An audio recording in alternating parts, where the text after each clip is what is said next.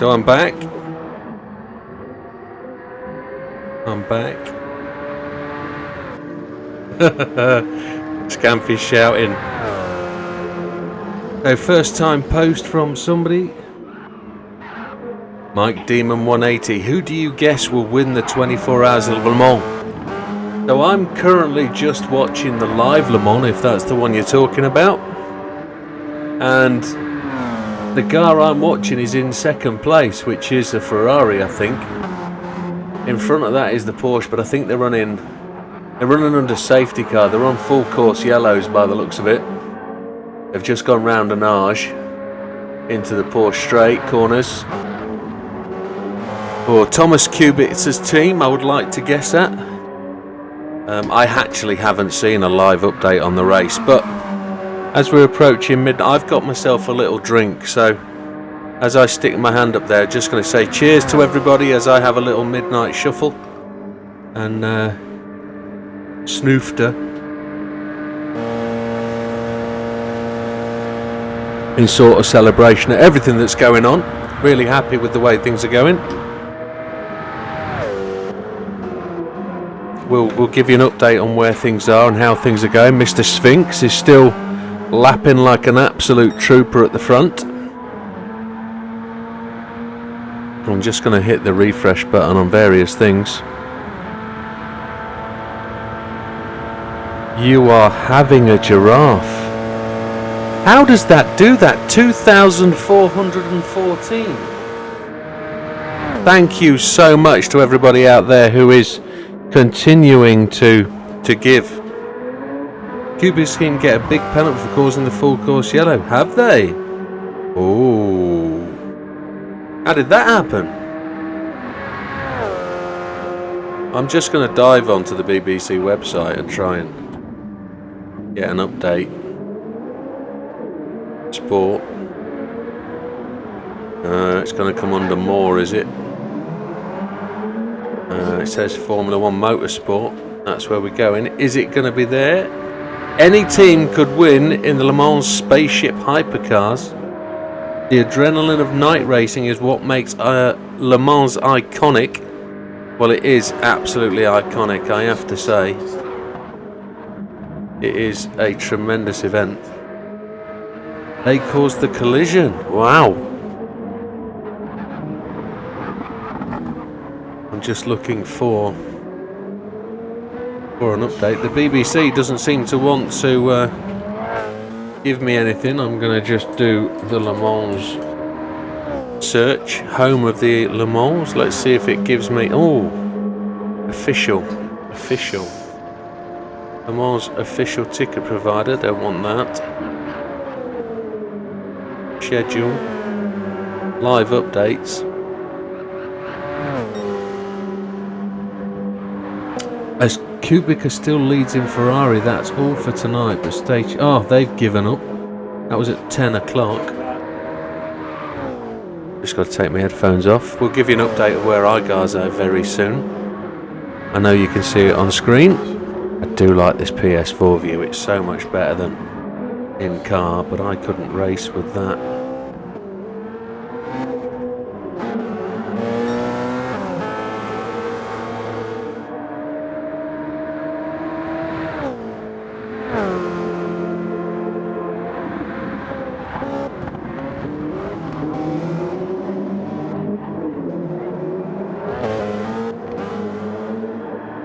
I'm only getting crash.net giving me any sort of updates on where we are, which they stopped giving me updates at 10 PM, so that got a bit slippery slidey by what was going on behind me. Crash.net, nobody's really giving me an update. I'll give up on that. We'll go back to our screen for the chat. Valentino, oh. So what's going on here? What's that? Sam's into the 318s, amazing. Yes, he is, I think I've heard. Yeah, 318.475. So what you'll notice is a big change of wind at the top of the screen there, 318. So it's no longer a headwind. Mr. Sphinx has just hit the dirt.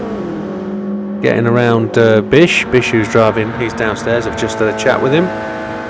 He's looking sharp and fresh.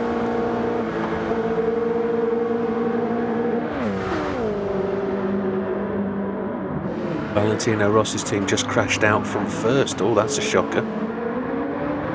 So let's give you a rundown of who's where. Sphinx is in first place. Mr. Sphinx running a solo, absolute hero effort. Sam is in control at the Widdowmaker helm.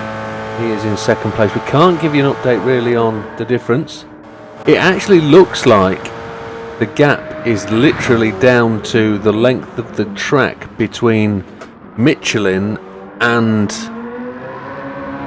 Mulsanne, the corner. So it's probably only about 17, 18, 20 seconds as a gap. Back to the 420 guys. They are 134 behind. Which is quite. I would say that's representative of where they are in pitting. I don't think they're slow. I genuinely think they're running 23s, 24s, 25s consistent. I think they're well up on the pace. We're just at the difference between pit stops. Sam's running consistently quicker. Look at that, and that's one of the benefits of having Sam on your side. Mr. Sphinx is running 3:24, so Sam's running 5 seconds a lap quicker than anybody else. It's phenomenal. Man's a machine. How'd you say? He's a machine. A Big Popper. He's on lap 149, whereas the guys in front are 152. But he's still running strong. He doesn't look tired at all. I can't see his face. But from what I can tell, from where he's positioned on the track, he looks like his attention's fully there. He does have moral support in the house. So well done, Big Popper. Keep on pushing.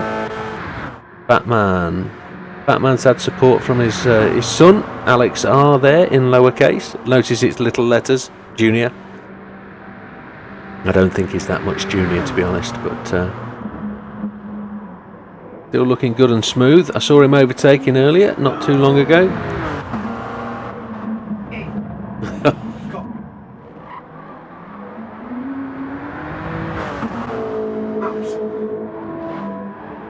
So there's a big group of traffic there in front of Sam. Sam's just having issues there. Let's look at the GR3 class. So we're not going to skip past JB Designs. There's Bish, he's running. So Wheeling for Wishes is leading the GR3 class.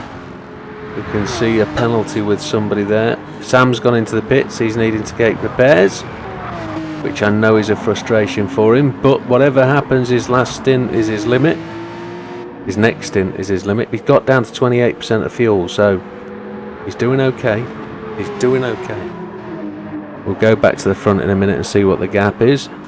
BB's team, Wheeling for Wishes, are actually a lap ahead. Look, 127 to 126 over Team BB, which is the Undestructible Dutch. Undestructible? Unbeatable.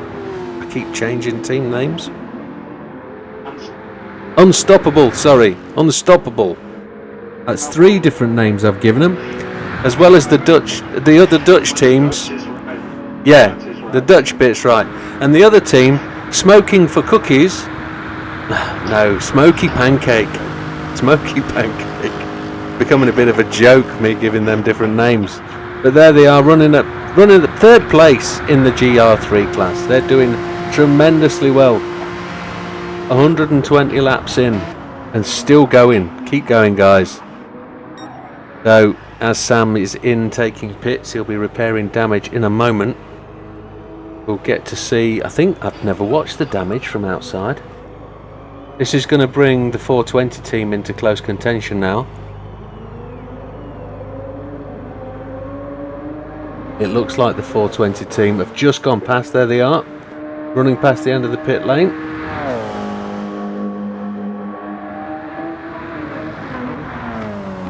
But is there, not criticising, is there an opposite?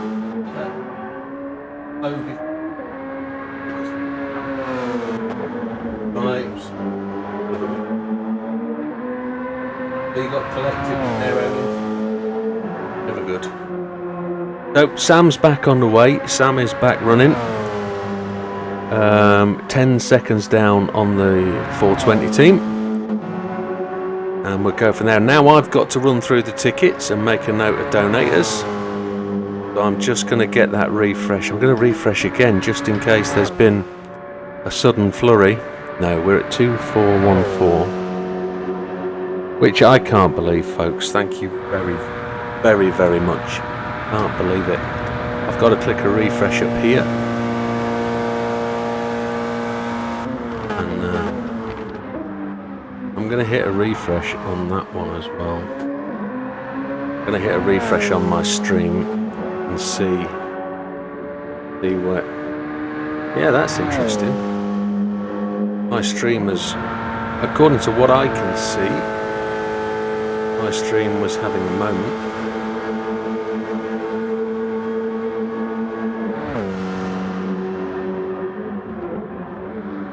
I'm waiting for the YouTube to come back up.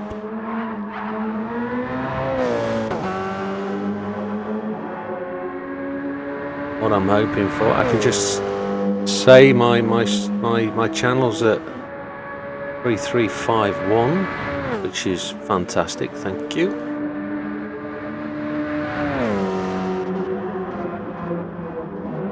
Now I might get slap wrists tomorrow from YouTube because we are playing music on some of these videos. I've actually profiled some of these videos to play later in the stream, so that if there's any impact for playing music, they happen later and I can address it later. I don't plan to miss out any videos that's got recognised music. I will play them and suffer the penalty myself because I think the message that comes with the video is tremendously important. So I will make sure I play them all. So I'm just going to scroll through this now. No more chat that I can see.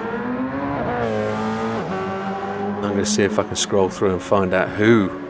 There's one. I can see one there. I think that's a relative of Mr. Popper, Big Popper. So D. Werner, thank you very, very much. Looks like we're back in money order again. Green Sammy, thank you very, very much. Big shout out. Big shout out to you. Thank you. I know you've been a supporter of the channel for a long time. Thank you very, very much. I've just noticed somebody else has increased his contribution. Thank you very, very much, that man. Yeah, he has. He has. Thank you very much, JB Designs, for adding to your pot. You're a gentleman.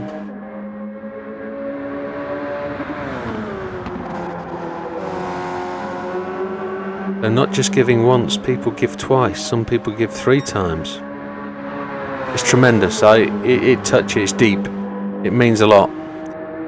I see somebody else that has potentially increased their contribution. I just need to double check that. Thank you, Scampy. Thank you very, very much. I know you were withholding details earlier, but thank you, sir. Thank you very, very much.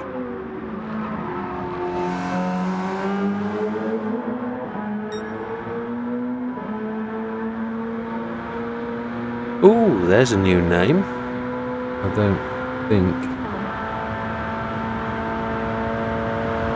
I think that might be a new name. I'll just wait before I shout that one out.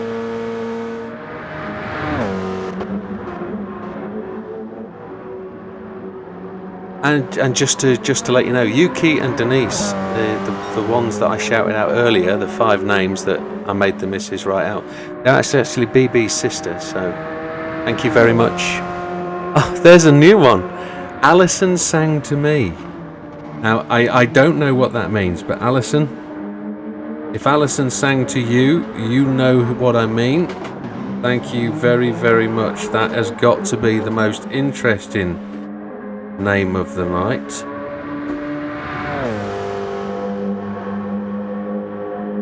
Thank you so much. Alison saying to me, that's tremendous.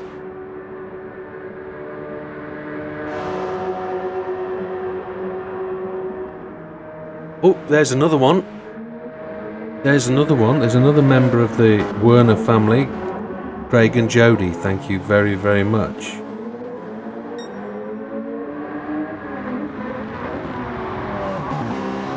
It's tremendous. I am blown away. Blown away. Absolutely blown away. I think we're going to have to get another giveaway relatively quickly, I think as it's just rolled midnight, I think to celebrate all these donations, we've got plenty to give away. We genuinely have. We're very close to being in the last 12 hours, and I don't want to run out of giveaways, but I think I can start giving away bits of the house, to be honest. But I don't think anybody would appreciate that, especially my wife.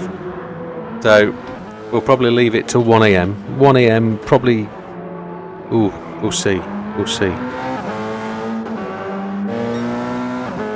Nearly 9 hours, yeah. So we got a little stretch till 3 o'clock, and if we do a giveaway, probably just before the end of Sam's stint, or otherwise we'll have to wait till mine, which will be 3 o'clock in the morning. That's probably the best time to do it, to the end of my stint, maybe. We'll see.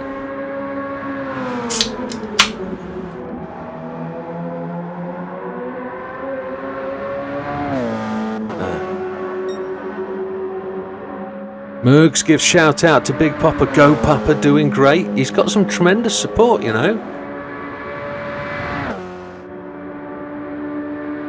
Laney Best says hours 9 nearly. Let's have a look at the clock. Yeah, we've just rolled the 9 hours. 9 hours and 12 seconds. The lead. Thank you, Wheeling. Driver swap taking place. They're in the pits. Yeah, and they're giving you the opportunity to catch up, BB. Go, go, go. So the leader is on lap. How many? 15 hours. Oh. 15. You know when you're getting tired, the maths is what goes first. That's a couple of laps, eh? Yeah, absolutely. Let's get that chat live there. So how many watchers have we got? We're currently on 29 watchers. Thank you very, very much. 53 likes. That's tremendous. Superb.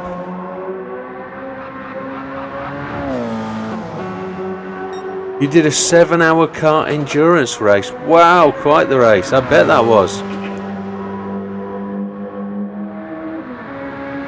Yeah, that gap at the front, that timing gap isn't genuine. It's not real. The leader's on lap 156. The second place car is on lap 155. That is currently the 420 team, 5 seconds behind. This is where the race is Team Widdowmaker. I appreciate the races at the front. Widdowmaker coming through our nose. They're just coming up behind the unstoppable, undestructible, the unnameable Dutch. But they are unstoppable. In comparison, they look like they're absolutely standing still, but I wonder if it just dumped a penalty there. Maybe it did. Yeah, that's what it was. Yeah. So Sam, the 420 team are absolutely hooning through Corvette.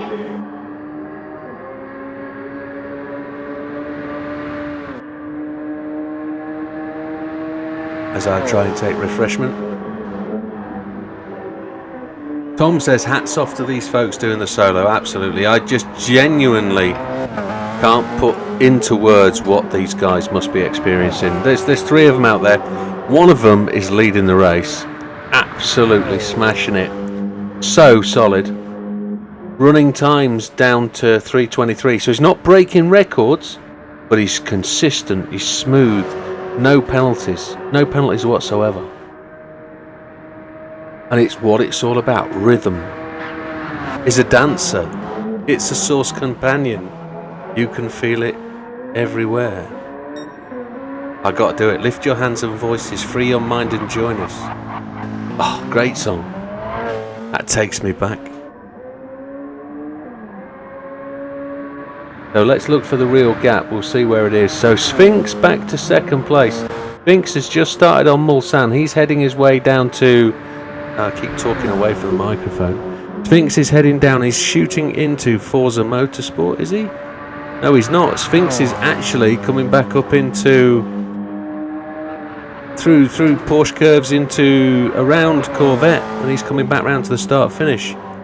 The 420 guys, they're the ones going through Forza in second. There's the lights on the side, you can see them, and just 3 seconds behind, here's where the battle is. So there's over half a lap in it at this moment in time, back to Mr. Sphinx.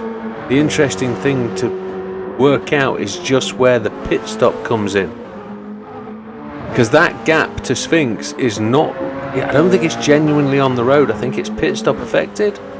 Definitely from the Team Widdowmaker side, we've pitted far more times than we should do. Far too many incidents, disconnects of the wheel, etc. It's going to make it difficult for us.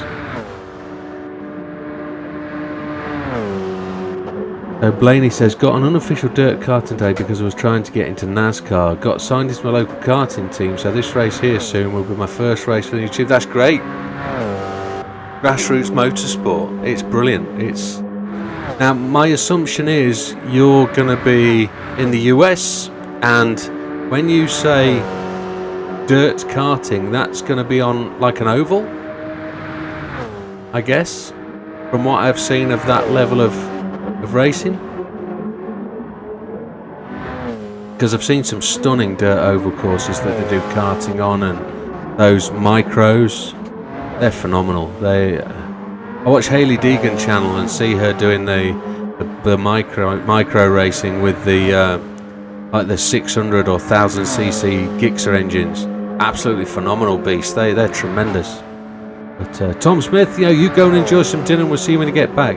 Yeah, it's unofficial though, it's a small local track. Whatever it is, my friend, you enjoy it. Motorsport at any level is tremendous. It really is where it's at, and I admire anybody that's got the opportunity to get into it and make something that for many is just a dream. But if you can make it a passion and you can make it happen, then you fully have the support of many of us. Go and make it happen, sir. Your world is in your hands. Go and do it. Go, and if you're that good, it's every opportunity is yours. Go and take it, my friend. And whoever's supporting you and funding your way in. Yeah, so if you're from California, yeah, it's a different side of racing when you go over to California. And I look at so Willow Springs is up for sale at the moment, isn't it, over in California? And it's something I hope to visit at the end of the year, maybe. Oh, what's happened? No, Sam's just into traffic. He's struggling to get fast. Yeah, it's very difficult sometimes for the GR3 cars to actually make room and get around. But keep going, Sam. Hopefully there's no damage. Hopefully. Just gonna have a little look. We're okay. I'm not going to show it on the screen. We are okay. Sam's got 21 laps of fuel left. And he's hootling through, so he's still 1.7 seconds behind second place.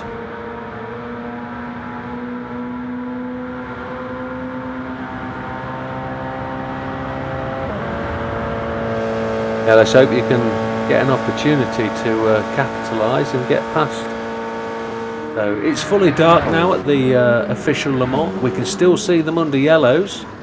They're still trundling around with the full yellows flashing. They look to be going fairly quick though, and they're passing lapped cars by the looks of it.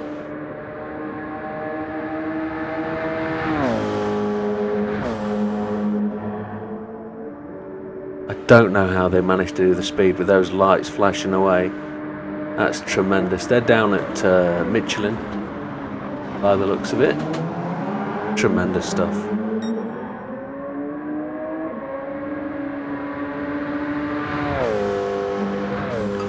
So Sam is there line astern now behind 420, and it really is about opportunity here. The only real place to overtake when you've got two cars so evenly matched is the start of Mulsanne. There are other areas of opportunity, but they are really quite difficult to capitalise on. Once you make the pass, you're an easy target again. So they've just gone through Indianapolis and Arnage, heading up to the Porsche curves, and this is tremendously sketchy when you're that close behind the car in front. So let's keep an eye on Sam just to see how he manages that. He's just outside the slipstream range at 1 second. Kind of expect the full force to be on there at 0.74. It's just slid in there as the sparks come off the 420 car. They turn in, heading down towards the big Ferris wheel. This is where Sam's just got to be cautious, because it will affect his turn in, the dirty air off the back of the 420 car. But he's with him. He's in prime position to make the pass at the start of this next lap. There isn't traffic immediately in front. Well, the traffic they're going to get past fairly quickly. Let's just hope they've seen him. I know he has. Yeah. Braking down to Ford. Coming through onto Dunlop. Underneath the bridge. Then we're going through, I was going to call it Chanterelle, but that's a mushroom. It's Chapelle, La Chapelle, into the S's very quickly and down to Tetra Rouge. Chanterelle reminds me of Clarkson's 5. So Lefty's mum in Detroit proper here, Jodie from Make-A-Wish, streaming both this amazing fundraiser and Le Mans. Dual screens. Keep at it, you're crushing it. Thanks again to Big Papa. Absolutely, 100% support that sentiment. It's fantastic. It's I've got no more words to add. So they 420 pick up a penalty coming through there. Just the pressure playing on there. Sam didn't get the opportunity to overtake over there, so there's an opportunity now coming down into Michelin. He's nipping out. It's and they're side by side as they go in. Sam's fast through there. Let's see if he's get away. He should be able to get away. Will he offer him a slipstream as they come up through the kink, as they go up the hill? 420 are not backing away from this. They're up for the challenge. I know Sam has probably not been able to fuel save quite as much as he wanted to for this last chase down. But let's have a quick look back to Mr. Sphinx. Mr. Sphinx is just going through Chapelle, the S's, then he's going to turn. He's going through Tetra Rouge, so it's definitely a full half a lap the difference. 420 still chasing through Gulf. Heading down to Indianapolis. Line astern, he's still got the opportunity. They tried this earlier, but showed the nose, then gave out on it. Yeah, Sam is good. So they've got to give up this penalty, which is just a lift. But that'll give Sam the opportunity to go away and get from it. So here we go, round the corner. Better line it looked there by 420 team. Yeah, and away they go, away they go. That little half-second lift. Now there's another car in front. It's the TSO 30 for the Farcall team. As one of the people enters chat.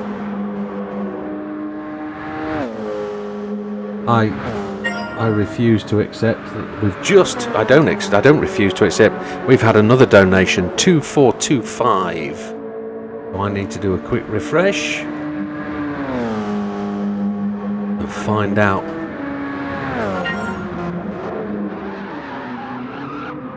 Somebody's made $10. Don't care who you are. It's very much appreciated. I've got to look for a 10 value difference or a brand new 10. I've got no idea at this point. Mergs, love the commentary for those that just no idea what's going on. Well, yeah, I try to break it down to the simplest form.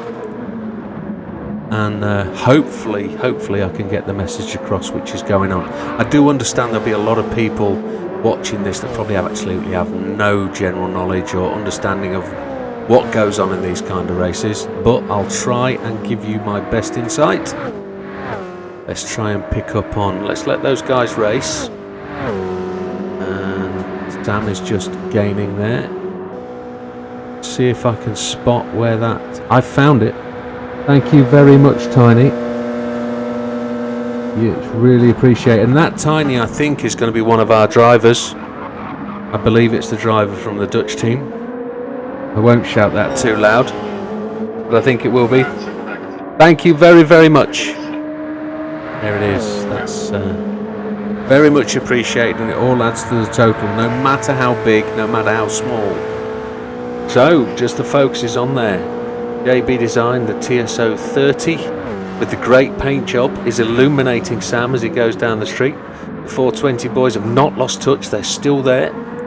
Let's see if we can get a focus on Mr. Sphinx. We're not going to ignore him as he's out front. He's just coming through the start finish. On to lap 160. You can't fault that. That is a tremendous effort. 160 laps as he goes through. There's a little bit of lag there showing from Mr. Sphinx, but he's doing tremendously well. We do have a bit of a time bug. Jim Murray Walker. Well, yeah, probably. I think I'm more the other fella. Murray Mint.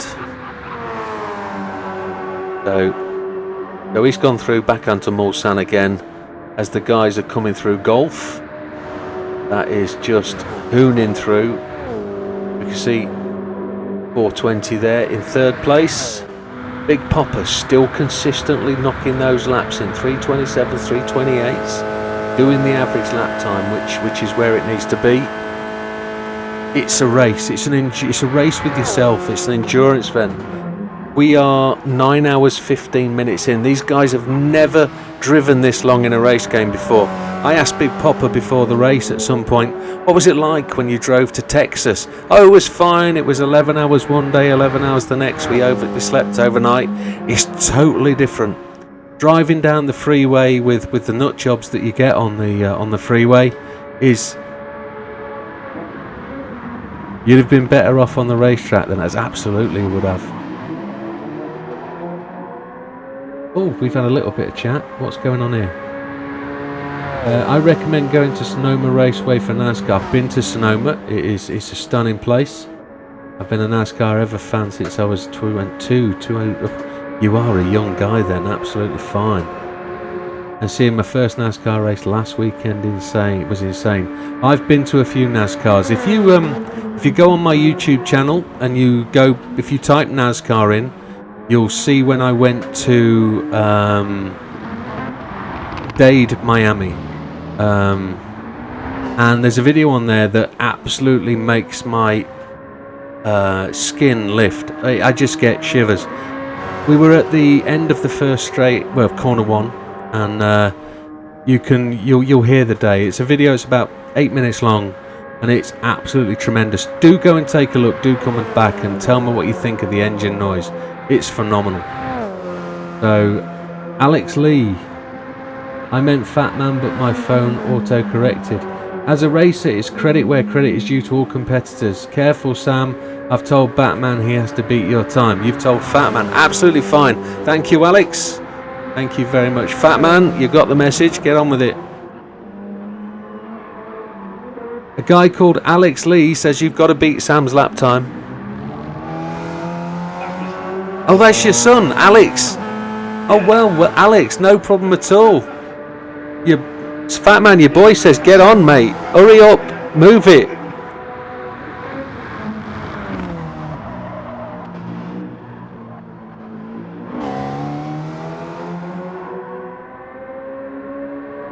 I've actually missed some chat whilst I've been waffling, haven't I? So, you caught anything yet, says Scampy. So Az is sat on the river actually fishing. I completely missed that. Oh, so we've got our own gone fishing guy over on the riverbanks. Tales of the riverbank, Az. What's it like? Where are you? Tell us where you are. Don't hide it from us. Let us know where you're actually at. That's why Scampy says you'd have been better off racing. I get it. And I said Jim Murray Mint. No, I was focusing on the battle with Sam, wasn't I? And I was also mid-waffle about something else, and I've completely forgotten. I was actually writing down who was actually donating. So, looking at the time, it's midnight, and we're fast approaching $2,500, which absolutely mind-blowing. I'm just going to refresh my member count, but I don't think that's going to move. We've almost got as many dollars as I have members. And if we could keep them matched. EST, no, we are GB. We are UK GMT, so it's GMT. We are in the UK where this is being aired from. So I travel over to the US quite a lot, and I've managed to take in quite a bit of NASCAR as on holidays. I've managed to convince my wife that that's what we should do occasionally on holidays, go and get a bit of culture, motor racing culture. Az is over in Preston, so he's going to be down by the M6, I would suggest. Night fishing. Wow. I can't remember the name of the pub. It's not the Crooked Billet, it's called something else. So, can't remember. He's going to tell me.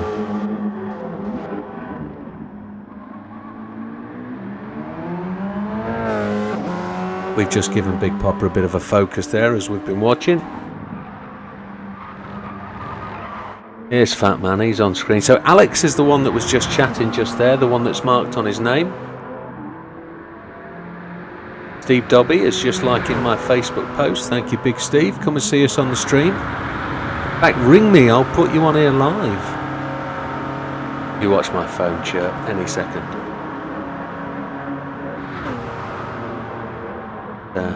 Sam's still thrashing away there behind me. I see that driving setup in the back. Quite nice one. I use a dinner table chair and IKEA table. Well, that is rig number 3 that's in the room, just to the left of me here. As I point across the screen, you'll see there's another race rig. And what I'm actually sat at here is a horseshoe of monitors. To my left is a 27, to my right is a 27, and then in front of me I've got a 49-inch double 27. So this is a truck driving rig, really, is what I use it for, or flight sim. I could give you a tour, but you just need to look on the videos and you'll see it. Not IKEA anymore, that one broke. I use a better table to support the wheel now. Yeah, well, you've got to use whatever you've got, my friend. If you're 15, what are you going to be? If that was 2014 when you were 2, you're going to be the best part of 14, 15, 16, something in that range. 20. You're not. You're going to be 12. And if you're really pushing hard to do kart racing and whatever, you're going to be in the right place to be doing that. He's at the Shore Arms pub, Walton Leydale. So it's just a flip further up than Preston. That's fine. Walton's a nice part of the world. Used to cycle through there a lot. You're going to be 12 on July 2nd. Oh, just before the holidays. Just before July the 4th. Well, tremendous. Good luck to you on your birthday there. You're 11. Wow. Well, it's good. We were talking about having youngsters on the channel. and I don't usually get a lot of young people joining my channel because we're an older group of guys here. I'm in my 50s, but you're more than welcome. Enjoy the channel. If you play GT7, do look up the videos to try and give yourself some help. Hopefully if I can pass on some information to you, that would be genuinely worth it. It would be really cool. So we're giving Fat Man a bit of viewing. Let's get down to JB's team. They're just shedding a penalty. It's the wrong time to arrive to watch somebody, isn't it? So they're coming round Arnage by the looks of it. They're going to shed some time on lap 154. Looked like he was getting a bit of wheel spin out of there. So Wishing for Wheels are leading the GR3 class. It's very dark. They are genuinely pushing hard, leading the class on lap 134. The last GR1 is on lap 154, so they're 20 laps down on the GRs, but that's not a shame. So Blaney, we hold races on a Tuesday and Friday, every Tuesday, Friday. They start at 8:30 in the UK. We will be running GR4s, probably. I don't think we'll run GR4s this season, but we're about to start another 6-week season. I was supposed to have issued the next sort of calendar for the next few days. I need to do that maybe Monday. But we race UK time. We race UK time at 8:30 in the evening for 1 hour races. We start at 9:30, so finish 10:30. That's going to be around about 3:30, 4:30 your time over in the US. But if you're California side, it's going to be much earlier in the morning. I don't think you're going to make it. But if you ever are around, that's when we run it. And if you're on my friends list, which I know you are because you've told me, you've sent me your friends list, you'll see the lobbies when they're up. Feel free to join in and race with us. We're gentlemen racers. We race clean, we race mean, we race tight, we race fast, and we like to make sure we get past people the right way. So Wheeling for Wishes completing, or on his way round to completing, lap 134, coming up to Indianapolis. Team BB has gone to the pits. They're having a bit of driver change. The Dutch Le Mans crew that raced together. BB's still driving. He's not driver changing. Tremendous. Tremendous. He keeps at it. He's actually got a flag and big popper on. Okay, okay.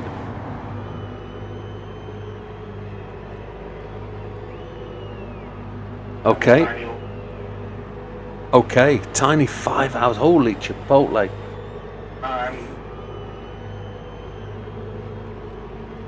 Wow. Okay, so just need to relay that to the folks. The Dutch team that are in second place in the GR3 class, their driver BB has just started a stint. He started at 10 past midnight. He's running this stint for 5 hours. He's going to run till 5 a.m. Then his partner's going to take over at 5 a.m. and run for 4 hours. How much money have you raised so far? We've raised $2,425, which I think is tremendous. Absolutely. They're all donations in the bank at Make-A-Wish.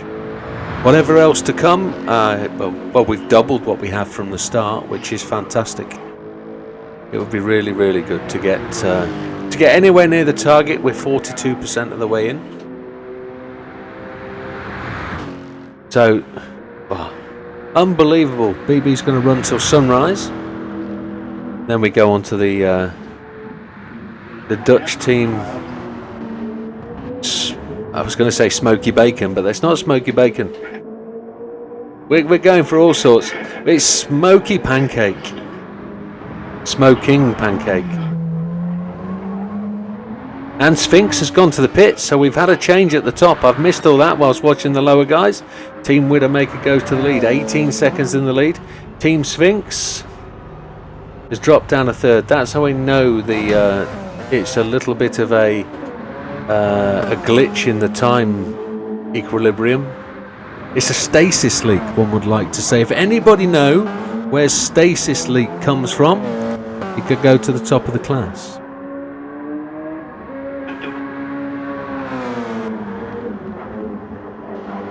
Did somebody say Red Dwarf? Well done. Good shout. Excellent. I didn't know if anybody would get that. Awesome, mate. I bet you don't get off iPlayer. So as a person who's trying to become a content creator like at IDK Player, another racing content creator, or you have any tips? Yes. As a youngster like you are, to go hand in hand if you're going to YouTube, I don't think that content creating means live streaming. There's a different audience to live streaming, so if you're gonna make videos, it doesn't really matter what they are. You just got to put through what you think is right and do it right. You'll find out what the good thing is. It's not easy to get a foothold in the game. I've been only doing this 2.5 years and I've only got 3,000 subscribers. I haven't had a lucky break yet where my name's become really well known and loads of subscribers. I've only gained 10 subscribers today, I would suggest. Was I at 333 when we started? I've gained 18. But the key thing is to just keep doing it and keep at it. Follow your heart, follow your passion. And if you're doing racing content, it's absolutely fine. The better YouTubers, the better people for content creators do vlogging and blogging. So if you can get yourself an Insta360 or a what are they called, a GoPro, just start looking at the camera, start talking about what you're doing, and be honest and be straight up. I don't generally do the GoPro thing. I find it very difficult as an older guy. It's not something I'm used to. But if you can start doing that, if you've got a mobile phone, talk to it. Get the camera on yourself and talk to it and be honest about what you say. Start your day by getting up and saying, right, I'm going to the race today. Take a video of you going to the race. Take a video of you arriving at the venue. Just talk to the screen. Give an overall view of what's going on. Give a video of yourself, a little chat as you get into the kart or whatever you're racing. Get somebody to video you going around using your phone or whatever. Get out of the kart. Celebrate the victories. Recognise what you did wrong. And then blog that to a video. You can do it. It's what the guys do, the general guys. So you're in the US, you'll know of a guy called Cletus McFarland. He's big into drag racing. They're doing Sick Week at the moment. If you look up Cletus McFarland, that's all he does. He talks into a camera. It's so simple. It's something I need to do, but I'm not very good at it, and it takes me a while. One thing I would pass on that I don't do very well is I get home and go to bed. I don't stay up and do the 2 hours it takes to compile a video. I'm buggered when I get home at 10, 11 o'clock at night after doing these big events, and it's called procrastinate. I'll do that tomorrow and I never get to it, and it's a real shame. Good night, Chris. Enjoy the flight, enjoy Cyprus, and have a great holiday, my friend. So we just focused on Sphinxy there. He did his pit stop. He doesn't get a time for lap 164.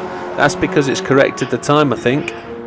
And the time correction is there, look. It's the bug is definitely on Mr. Sphinx. And that must have occurred when that lag happened. But I've actually got rid of that bug now. He gets a time for 164. He's on 164. So that's all good. So Sam's made his way to the front. We're going to have a situation where Sam's going to get to the end of this stint and I've got to take over, I think. I think that's where we're going to be at. You cool with that? You're going to let me do a full double and get some... Yeah, yep, that's going to work for me. So Sam's actually going to do a double now. And then I'm going to take over at 3. So that means at 1 o'clock I'm going to do the next draw. And I think...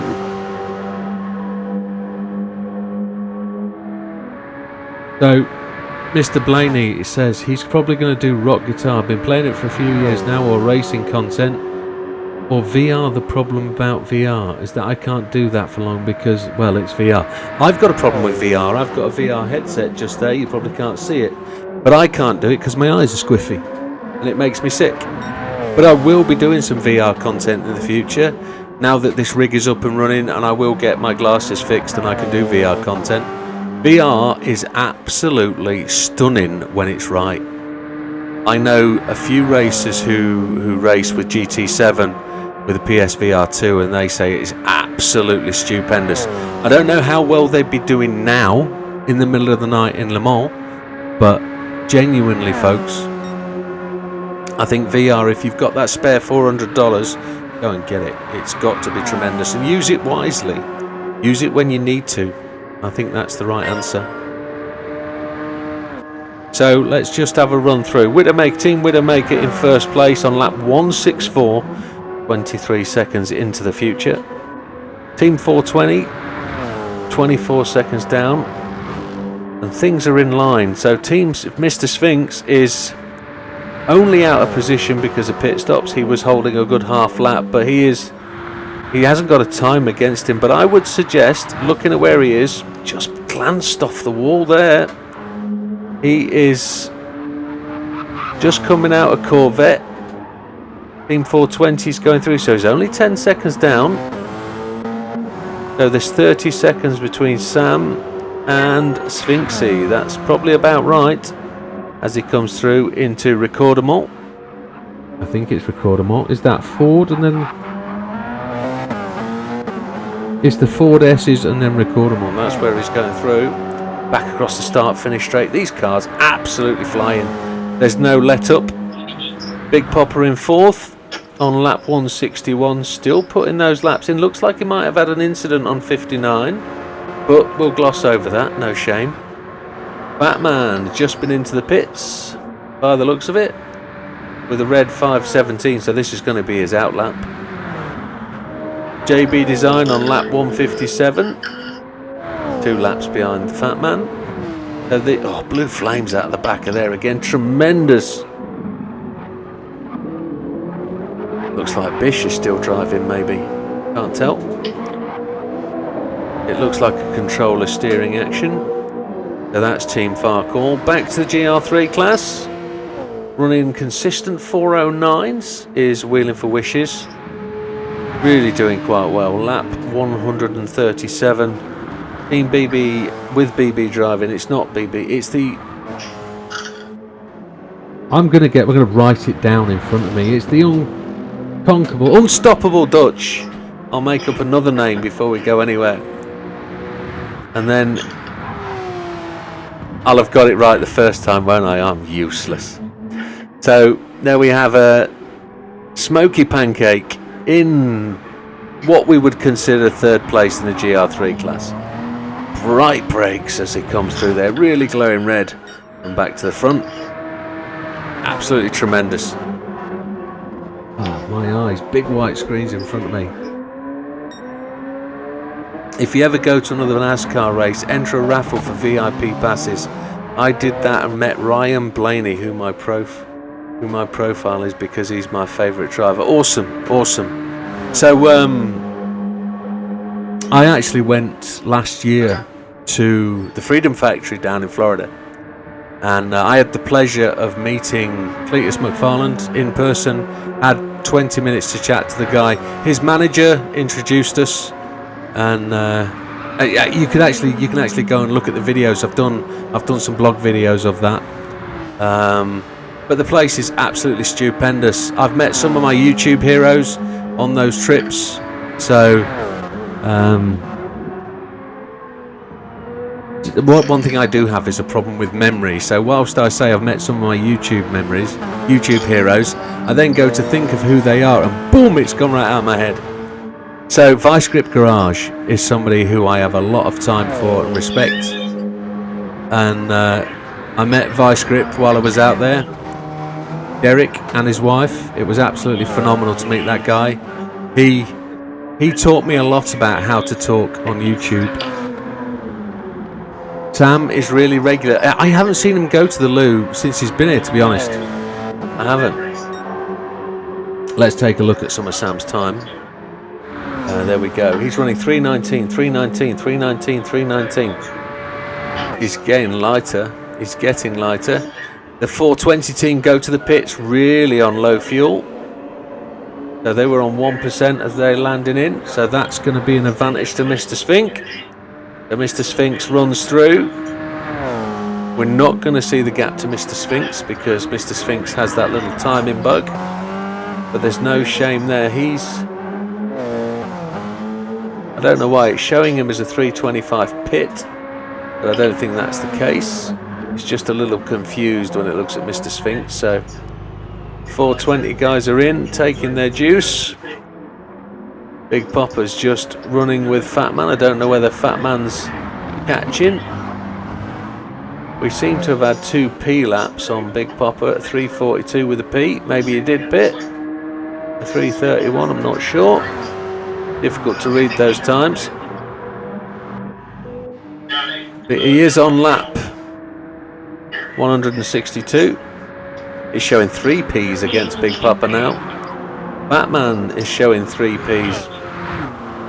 That doesn't look right. So Team Fart Call, they're on lap 159, which is just the one behind Fat Man. But they're catching. There's definitely moves. Down at the GR3 class again. Blue flags being waved to Wheeling for Wishes. Let's see who's coming through there. That is Big Popper and Fat Man. Line astern. Let's watch that battle. Let's see who makes up any moves. Big Popper through past the GR3 class. Fat Man charging on after. Big Popper's fantastic livery there on show. Make that cameraman do a bit of work. He's going to get dizzy. Oh, Fat Man picks up a penalty just as we focus on him. We'll watch the 420 guys leave the pits. No damage, I wouldn't suspect. I know, they're out and away.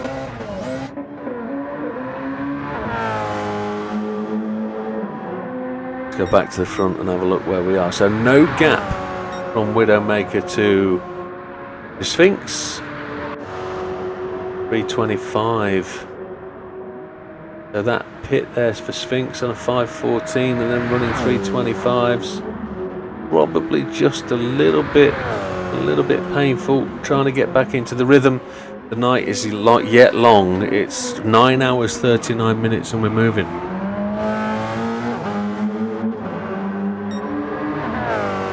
No, go and enjoy your karting session, man. Make the most of it. Yeah, you go and enjoy. Is in your best friends from school and the racing team is McDonald's Motorsports because the carts we use an M that reminds us of... Oh no, go and enjoy, my friend. You go and do it. Go and enjoy. And make the most of it. Put every effort into it now and you'll reap your rewards later. Go do it, fella. Enjoy.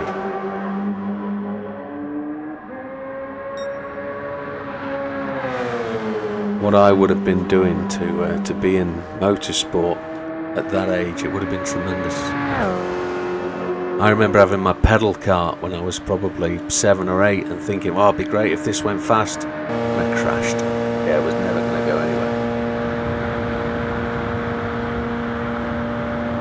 So the wind is still light. It's 3.6 meters per second. Blowing across the Mulsanne. Just a tiny little tailwind.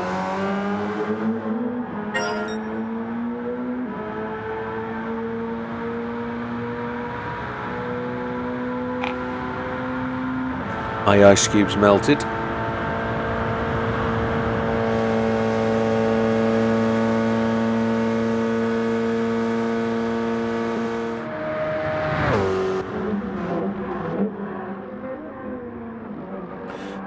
So I'm going to go and write up these next tickets. I'm going to leave you alone for 10 minutes, folks. I'm just going to go and leave you with that camera view. I think Sam's going to try and focus and not probably trying. He's just going to try and plonk those laps in. I know we're going to be approaching a pit box very, very shortly, I would suspect. And he's going to run another set of laps. So it's then going to be my turn for a long stint after that and try and capitalise on what we've got. So I'm just going to go and write these tickets up and get ready to do the next draw at about 1 AM. Have we decided what the prize was? It's going to be a GTOmega backpack. So they're not kids backpack. They're very decent. They'll take a laptop. They've got the GTOmega logo on. It depends which one you want to win when you get it from GTOmega. So there's a choice of 2 or 3.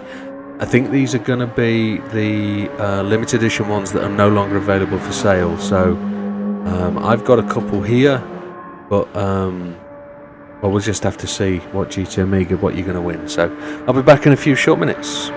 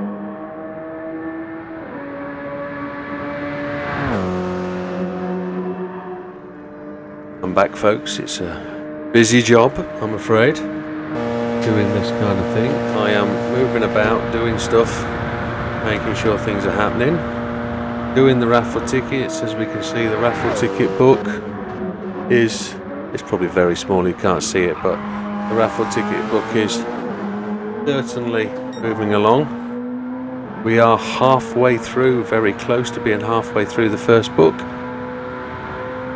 We'll just see if there's a mover or shaker before we make this last donation now. So, the headphones on. As it turns 1, I'm going to run the next video. So, make a wish, video number 6. So it's almost time to make that raffle draw. We're going to play you a video, one of these ones that tells you the reason why we're doing this and the why Make-A-Wish exists. So I'm just going to prime that up, and we'll see you in a couple of minutes on the other side.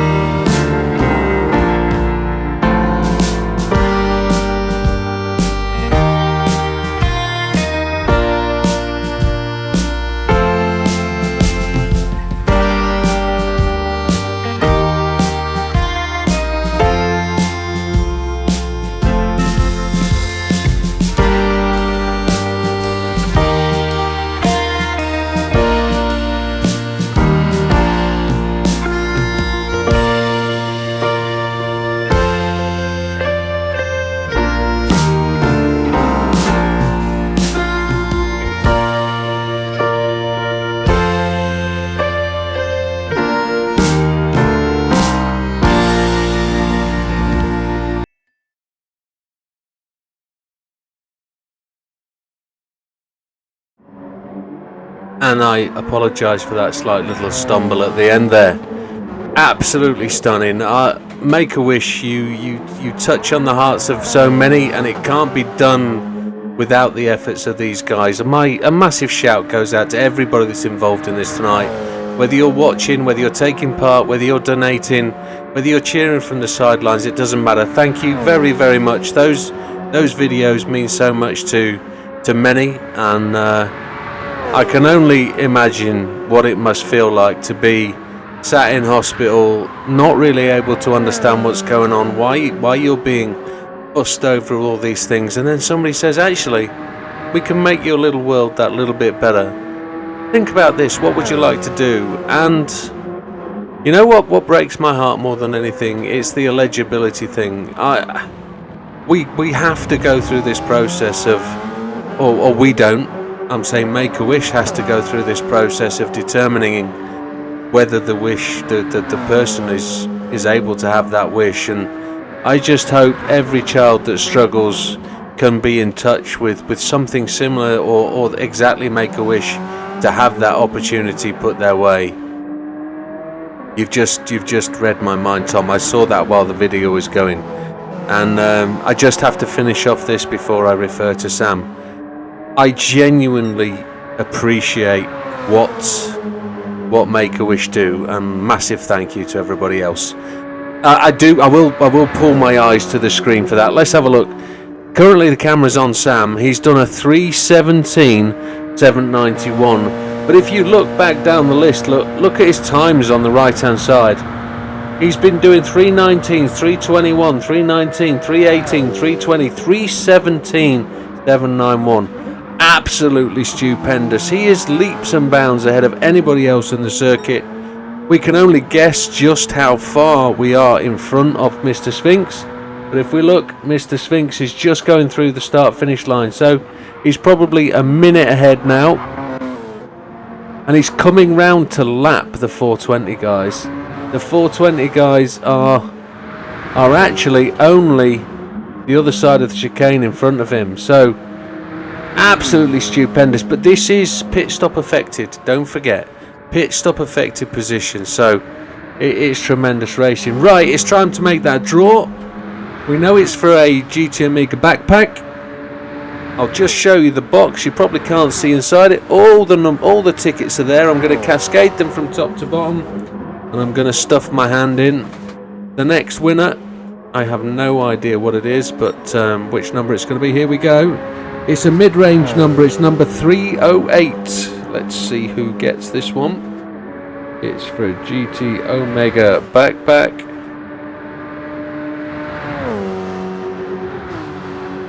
308.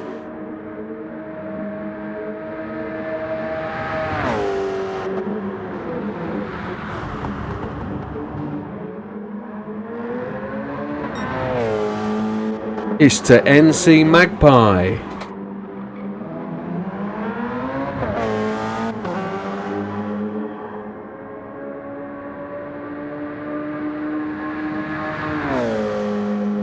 NC Magpie wins a GTOmega backpack. It was his last ticket as well. So, stunning stuff. Thank you very, very much. Let's get back to the racing. Yeah, we're into the early hours now. It's 1:08 a.m. Looking at the big race. They are middle of the night as well. We're on lap 173. We have 28 watchers who are sticking this out. Thank you very, very much for doing your bit, sticking with the video. I do apologise if you are beset with adverts, but every advert you watch adds up a little bit of donation being made by the Widdowmaker channel. So every advert you watch today, you will pass on some contribution through my channel. So thank you very much for doing so. I know they are a little inconvenient, but not as inconvenient as some other things. So just to give you an update on where we are, 42% of target, and that's a season target for Big Papa. Let's see if we can get that broken. Let's see where we can go over the next 14 hours. The 10th lap has just rolled through. Those guys who are single soloing this, you've done 10 hours. You've only got to do that again plus another 4. It's not a great thing to achieve. It's a magnificent thing to achieve.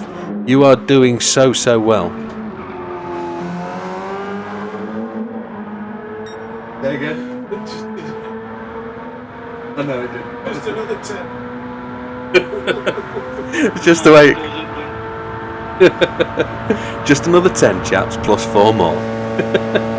It's 140% more of what you've just done. Statistically, it sounds better. You just got to do that again, plus more. I'm doing it with you, boys. Except I get to draw raffle tickets and cry over videos. I shouldn't be. They're tremendous. I've watched all these videos once before, and it did it to me then. I just don't know what it's like. I don't know what it's like. It's crazy, and I see why people like Big Papa volunteer and do it. There's some more videos to come which are just real heartbreakers, and they're supposed to be good things, and they are good things, but they convey the message so well that, you know, as somebody who doesn't get to do and see these things very often, it makes me really glad I'm doing what I'm doing. So you guys should feel it too. So thank you very much from me and all the guys that get the contribution from this. Thank you very much. So back to the race, lap 174. Move the microphone, don't talk away from it, Widdow.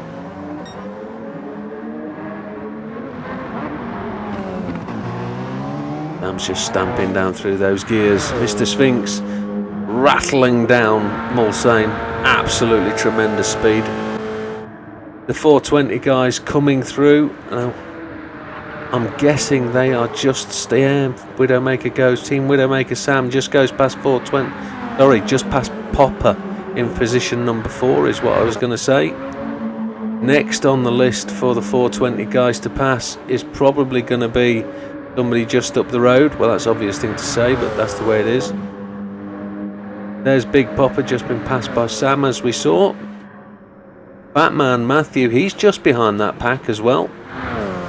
So let's hope. Well, let's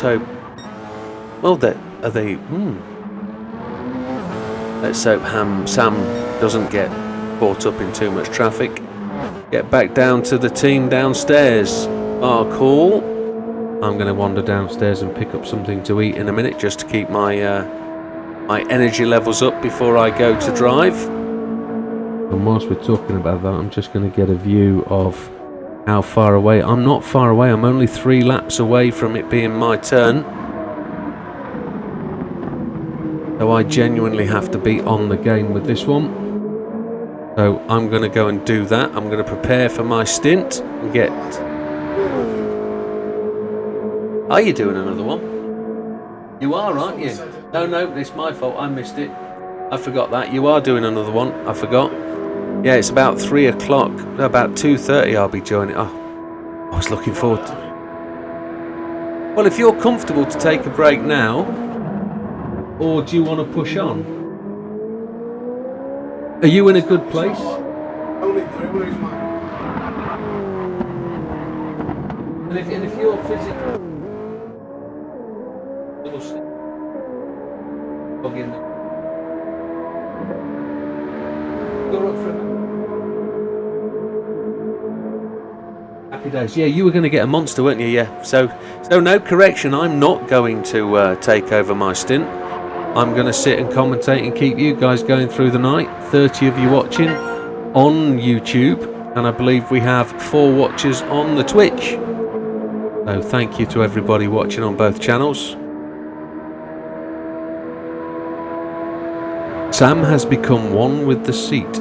John Winkles is checking on how it's going. It is absolutely flying. We've got a right race going at the front. So as it happens, Sam in 3 laps will be coming in for a pit stop. That will hand the lead of the race, I think, back to Mr. Sphinx. That will give Mr. Sphinx probably a lead of about 15, 20, 25 seconds. The 420 guys, I don't know where they are in terms of fuel. I refuse to look on their dashboard. I'm not going to do that. That's not not going to convey their strategy or where they are in their strategy.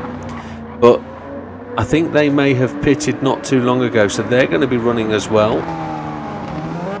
They're going to try and keep Sam from overtaking as long as possible, and that will give them the opportunity. So that will put them, when Sam pits eventually, that will give them probably just a one minute deficit on where they are on the circuit. So the boot will be on the other foot. They're then chasing Sam rather than it being the other way around. Just as we get through here, the GR3 guys are just... they moved out of the way. That was classically done. Well done. It's very difficult for these slower cars to take a difficult line. Oh, unlucky, BB. Don't... Oh, you did so well. Unlucky. The self-sacrifice is noted. You'll make up for that in a later life. We know you will. So the 420 guys, desperate not to be lapped. They have been in this situation before, and the resulting pitting did put them down a lap, but they got that unlapped, and they were heading at the front of the field. But it's so difficult with this. When you go out of sequence, Big Popper's gone to the pits. He's in on 2% fuel, so that was a needed stop. And in this case, yeah, I'd be careful. Just. So at this point, here's the run. This is where Sam has the potential to gain. Look at the closing speed. We can see it there. Look. We'll very quickly switch cameras and transfer to the view of Sam. Here he goes as he just picks up the slipstream and goes past. There's the braking point. I hear him slam the brakes on behind me. Absolutely tremendous. He goes blasting through. And this gives the opportunity to the 420 team to pick up that draft again. See if they can make it. The wind is almost 90 degrees to the car, so it's a side wind. That sail on the back of the car, that fin that goes through to the back splitter, acts like a sail and blows the car down the straight. Now the 420 guys just tucked in behind, going with that slipstream, but it's too easy to wash out at that point. But they're on it, they're going. So just while that happens, we've watched that exciting stuff. I'm just going to drop you back in to watch Sam. Hey, hello. Hey, next time we Nice one, thank you very much. Thank you. So, knife trick. I'm just going to pull up his bio. I haven't done enough of the interview, I know that. Quite tricky to do it while guys are driving. I know they want to concentrate, so let's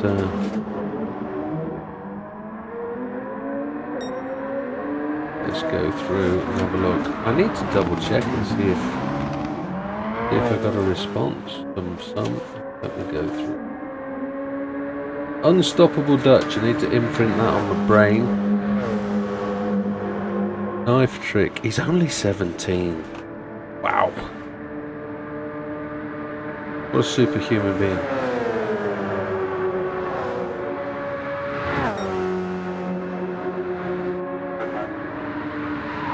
So let's just skip down a little bit, leave Sam to excel.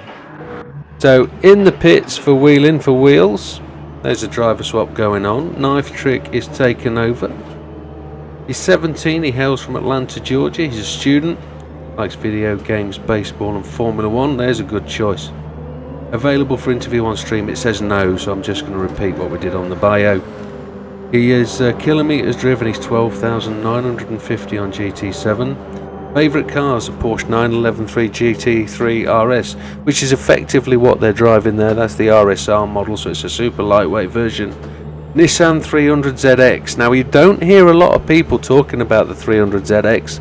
It is an absolutely phenomenal car. When I was in my 20s, I used to work for a Swedish trucking company called Scania, and a gentleman arrived at our facility with a Nissan 300X, and in the back he had a gearbox of a truck, purely delivering that truck gearbox to where we were. And it's the fastest car I've ever been in up until that age. I've never done the speeds that we talk about, and it would have lost your license 3 times virtually. Almost a 200-mile-an-hour car on a British motorway. Absolutely phenomenal. And he also favourite F1 car. Well, yeah, and they've changed a lot over the years. Favourite tracks are Nürburgring and Spa. And his favourite money grinding races, Le Mans and Sardinia. Absolutely tremendous. Well, hopefully you're going to have a good stint. Knife trick. Have a good drive. And thank you for doing what you're doing, sir. I appreciate it's not the early hours of the morning where you are. It's getting to early evening. It's probably 8 p.m, something like that. But hopefully it's not too dark and you've still got daylight. So Rebecca Reed, whoop whoop Atlanta. Rebecca is shouting out from down there. Green Sammy had an 88 300 ZX. Cracking cars. Absolutely stunning beast. This one that I went in, it was like a graphite metallic grey. It was stunning. First time chat from John Winkles on YouTube. He's out there on how's that the first time chat? Speedy BE. No, he's subscribed on Twitter. Not Twitter. Getting tired. Twitch. Subscribed on Twitch. Thank you very much, sir. As somebody said, Sam is doing 4 seconds a lap quicker. He has become one with the seat. Scampy's really enjoying the race. He says it's epic race so far. You guys are all amazing. Yeah, thank you for the follow, Speedy BE. That's John Winkles. Heard I said Twitch, so you came to check. Well, thank you, buddy. Delroy, out of sequence. Sam's doing 4 seconds a lap quicker. He is. He's phenomenal. Absolutely phenomenal. You're having a look at Wheeling for Wheels on screen now. You can just see the car behind him. The unstoppable Dutch. As Wheeling for Wheels takes the scenic route. And unstoppable Dutch. Do they unlap themselves at that point? Is that what we've just witnessed? It looks like he's actually taken the position. That's brought it back. That's not just unlapping. That was for place. Well, tremendous. Really, really good. He did, but take every glory while you can, BB. It doesn't matter how long victory lasts. It lasts until the next loss. Keep going. So it's all happening throughout the field here. There's an overtake, there's a challenge, there's a defending manoeuvre all the time. There's something going on. That's a nice bit.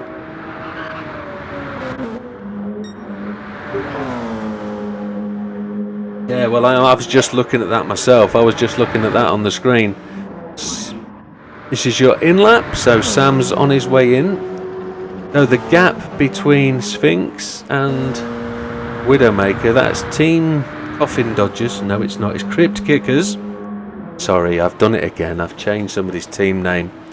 Apologies. So I'm looking at this. Sam is just going through Forza Motorsport.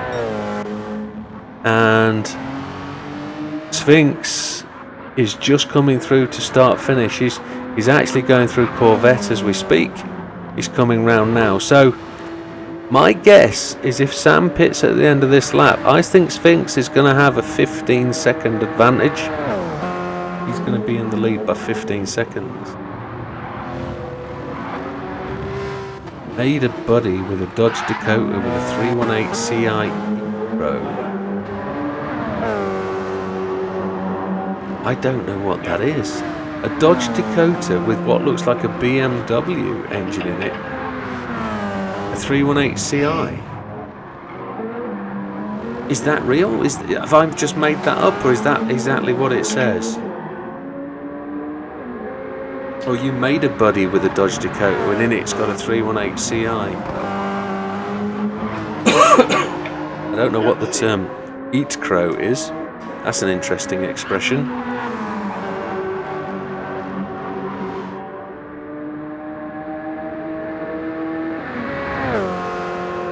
No, Cubic inches, sorry.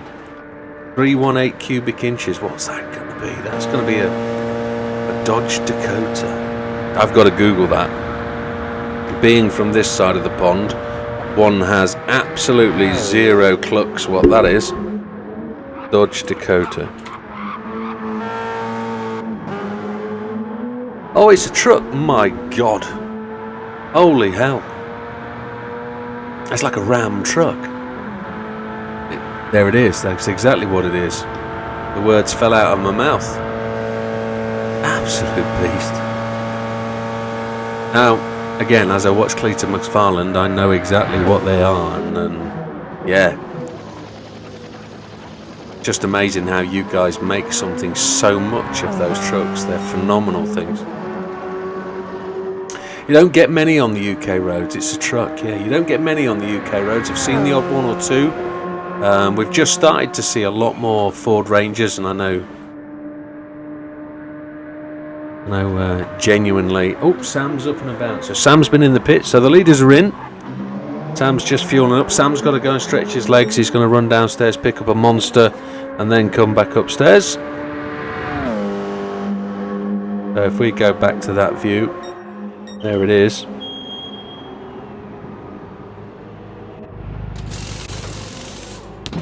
We are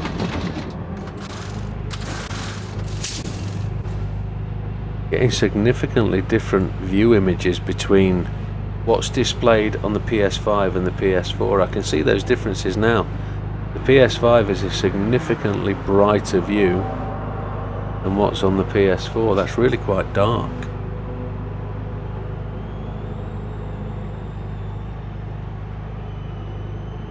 Big shout out to Daniel16. Welcome to the channel. Looks like a friend of John Winkle's, so welcome.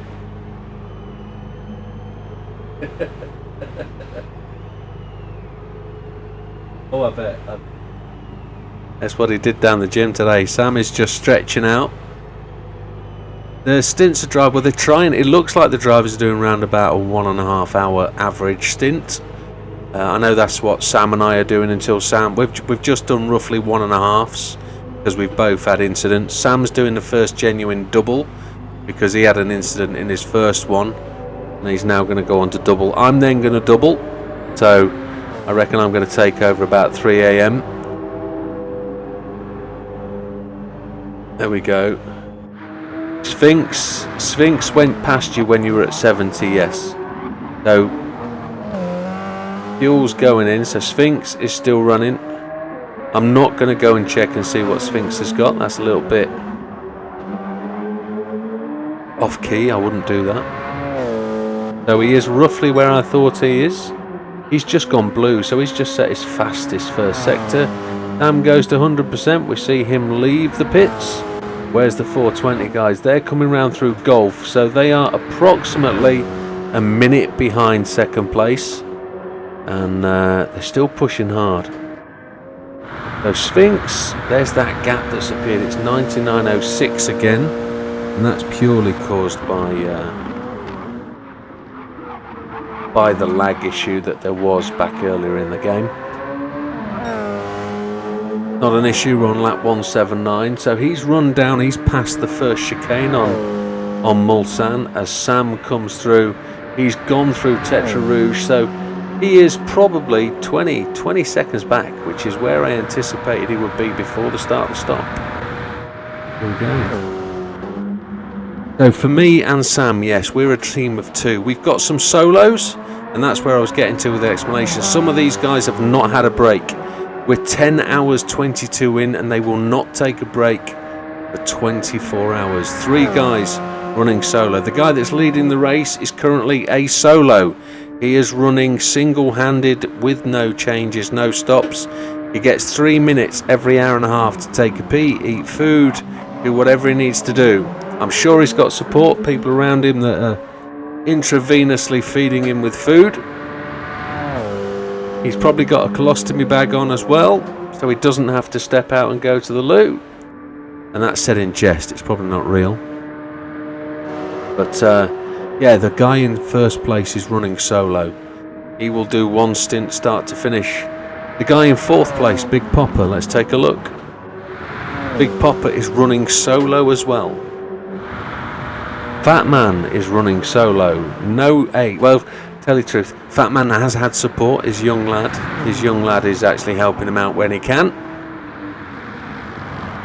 The 420 guys, that's a team of 3. JB Design, which is Team Fart Call, they are a team of 3. They're a team of 3. And they're actually downstairs in my house. They've set up in my lounge and they're racing from there.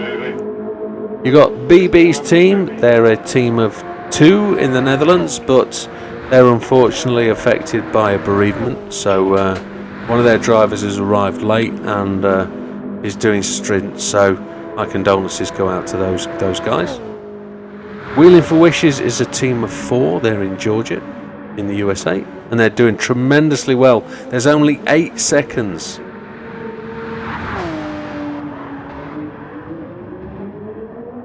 .420 has 3 drivers. Did I not say that? Yeah, .420 have 3 drivers. Sam is absolutely dominating. He's so quick, yeah.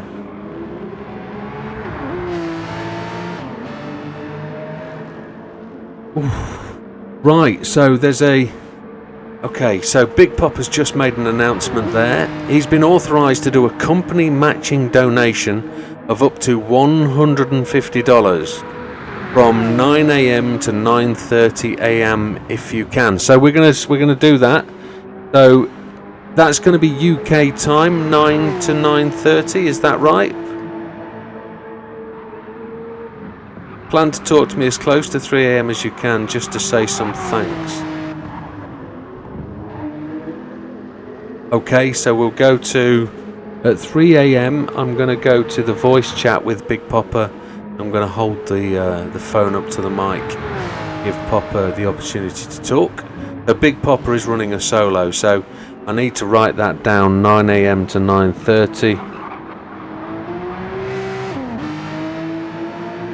So if somebody makes a donation in approximately, what the hell time is it, 1:30, in 8 hours time, if somebody makes a donation of up to $150, the largest donation up to $150, there will be a matching equal donation made by an organisation from the USA. So thank you very much for that, and I'm sure people will genuinely like to contribute at that point. It's a way of getting another $300 into the coffer, which would be fantastic. It's great that some organisations have said if somebody does it, we'll match it. That's great. Then we'll talk to Big Popper at 3 a.m. just before I take over my stint. So yeah, 420 has 3 drivers. Team Widdowmaker has 2. Sam's doing a double stint and I'm doing a double stint. I'm not going to let Sam drive all night, even though he probably would want to. I've got to wrestle the wheel from his hands, and I'll do my bit. Yeah, I think I don't have a chance of winning that, do I? So we're on Wheeling for Wishes at the moment. The final team down there, the Dutch team, they have 3 drivers as well. So there's it's tremendous what's going on. Team Sphinx, we're going to go back to the front of the pack.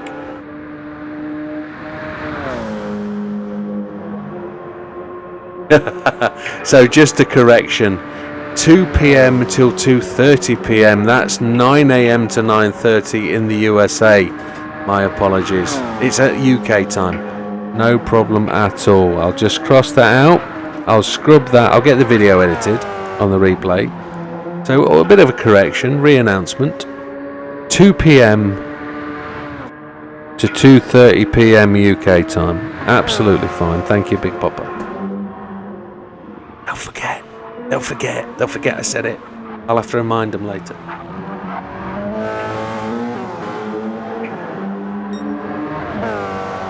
As we get into the last hour. So Team Sphinx runs round for lap 181. It's just been through the start-finish line. We'll see what the gap is back to Sam now. Sam's just coming through the Porsche curves. He's just been through Corvette. He's coming down to past the pit lane, into the Ford S's, and then Recordable, which is this little sausage curb here. You can't straddle that one. We'd like to, but you can't. So that's the gap to the leader, Mr. Sphinx. He's coming along, round through and down onto the Mulsanne Straight. Absolutely the fastest part of the circuit there. They're reaching optimal speed down here, round about 175. Probably in these conditions, they're probably touching more 180, I'd suggest. But the lead is there with Mr. Sphinx. And it's the interesting thing is that Mr. Sphinx is running absolutely pendulum laps. Look, there's hardly any variation in those lap times, but they're consistent. They're not lightning fast, I'm going to say that. They're not lightning fast, but they're consistent, and that's part of the recipe to win one of these races. To be consistent is the key factor. You know, rhythmical, pendulum-like. And just concentration. It's about being smooth. It's the one thing I try and do, and I try and demonstrate in the videos that I make, is as you're running through the lap, just try and hit the numbers. Very difficult in the dark of night. Very difficult to do it. You can't always pick things up. These cars are so quick that as you run through the corner, it's very difficult to then see the apex. As you're hurling down the straight, it's very difficult to pick up your braking mark. You've got to have big, obvious marks. And like us, we didn't really have the screens optimised. I'm used to running my screen, but for Sam's found it very difficult to pick up the braking markers, and we can see how bright the headlights are for him now. So that's better for him, having good visuals. Say again, darling. I bet he was. Yeah. I thought it was car specific, to be honest. I didn't realise it'd be down to the brightness on the monitor or the PS5. I didn't realise. You can just see those headlights running in through those trees. It's absolutely stunning. Daniel 16 says, wish they had the Porsche 963. Oh.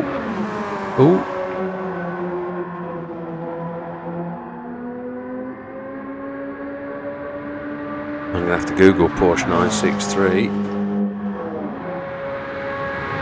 I don't know the numbers for Porsches. I'm not going to claim I'm a Porsche aficionado. Oh, I've got to read that headline. Yeah. Sick to death of the UK elections right now. Don't want to see any more news about those.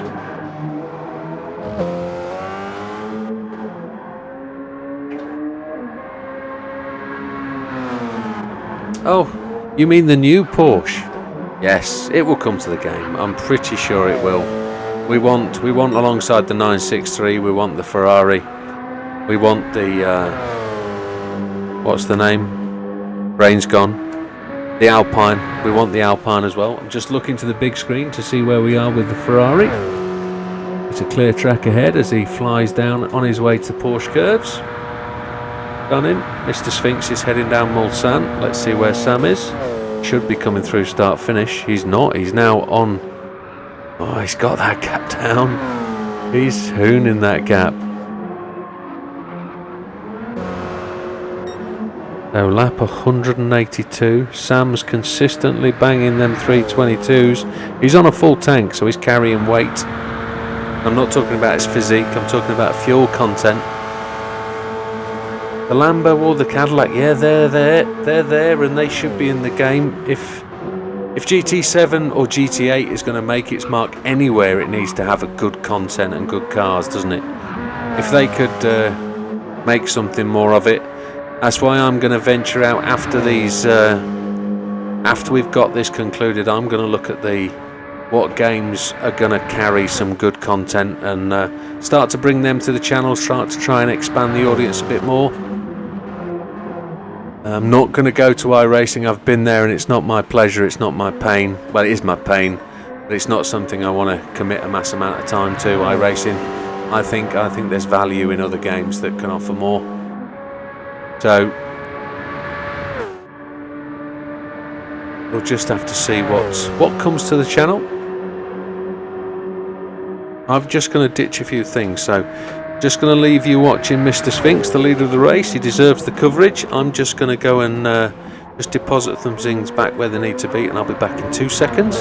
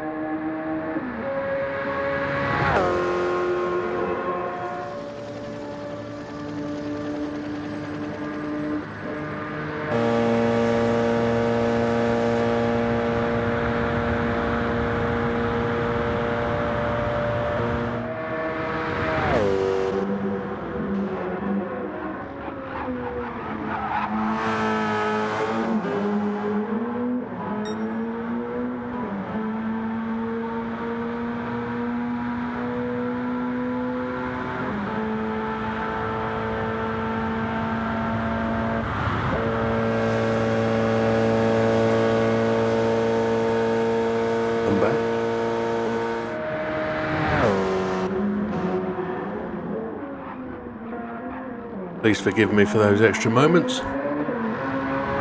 Just making a coffee, which took a little bit longer than usual. But here it is. Happy days. Oh, need that. We're well into the witching hour. It's 12 minutes to 2 a.m. That would suggest it's something like almost 9 p.m. in the US on the East Coast. So to those guys that are running, wheeling for wheels and Big Popper, you'll come into, well, what would we say, end of the 11th hour. Your daylight's about to run out. Maybe it already has. But we're well into the night now. We're looking towards sunrise. Sunrise in the UK, probably 6 o'clock-ish, but the light will crack the dawn at approximately 4 a.m. here, 4:15, when you'll first start to see light. When I was a smoker, it was the best time of day. Oh, what happened there? I'm seeing a little bit of a glitch there. What was that? That was Mr. Sphinx having a little bit of a moment. Sam's got him in his sights, look. Sam's got a penalty. He's just shed that. A little bit of a catch-up sound of Sam frustrated with himself there as he came around that corner. We've got Team 420. They are 1 minute 34 back. So they're really just half a pit stop behind, which is nothing at this point of the day. Still very much in contention for a win. I did say if we got any teams within like a lap of each other at the end of this race, it would be phenomenal.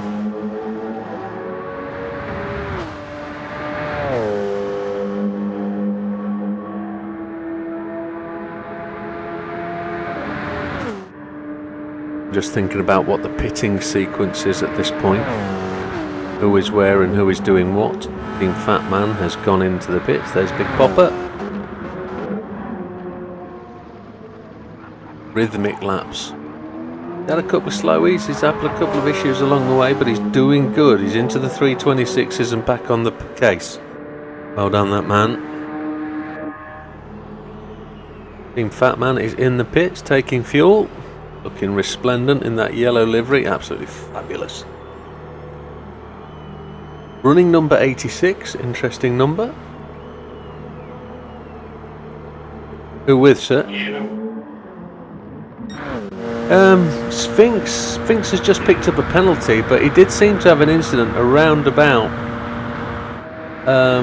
probably Arnage last lap. I did see something go on, but I couldn't work out what it was because it was in the dark of the camera and it was the back of the car. I couldn't see it, so I don't know what's happened. But have you suddenly closed the gap? Yeah, you have, haven't you? I'm just watching where you are down the straight and flicking backwards and forwards to him. Yeah, he's coming into Michelin, and you should see his tail lights. He's just turning into Michelin now. Yeah, so the gap is really down. So Sam's putting in 390s.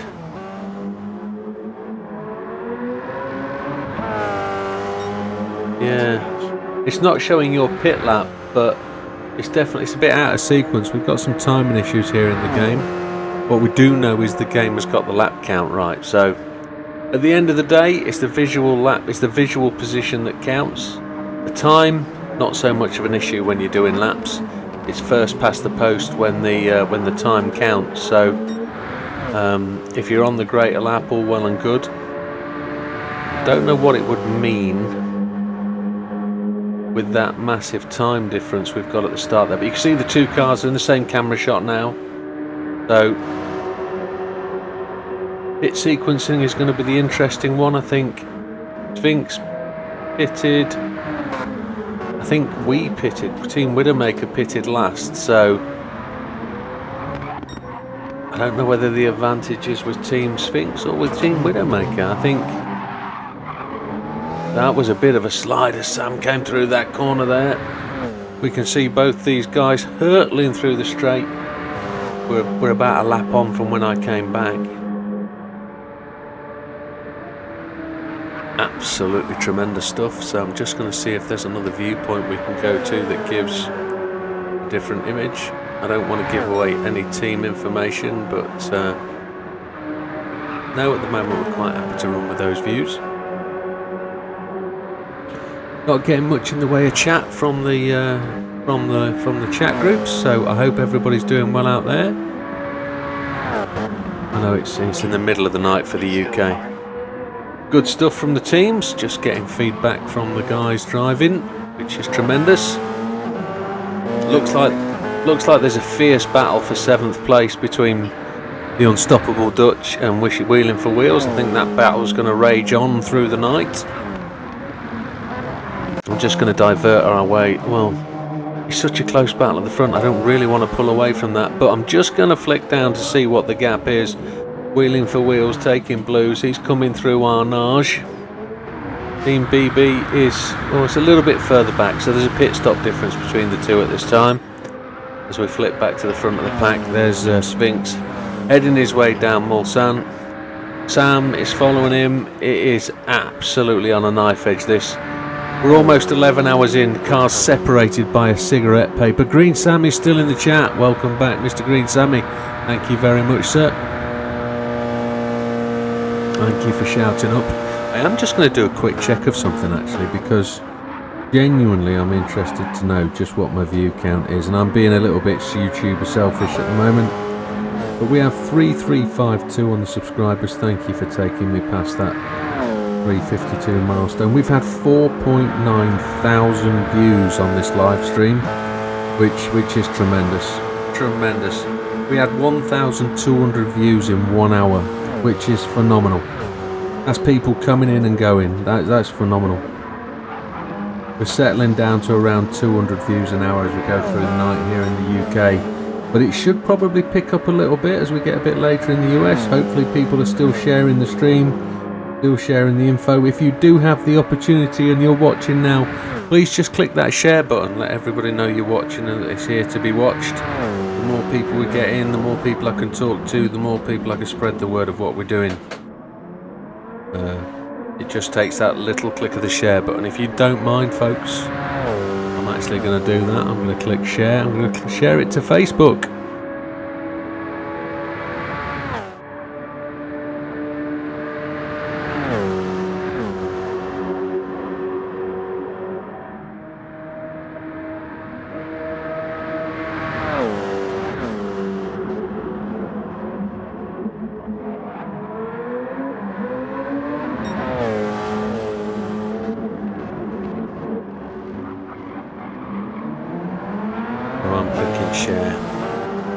If we can get a few watchers in.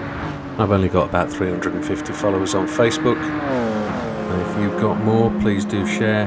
Please do get us some airtime. Give us a chance to share this further afield and wider afield.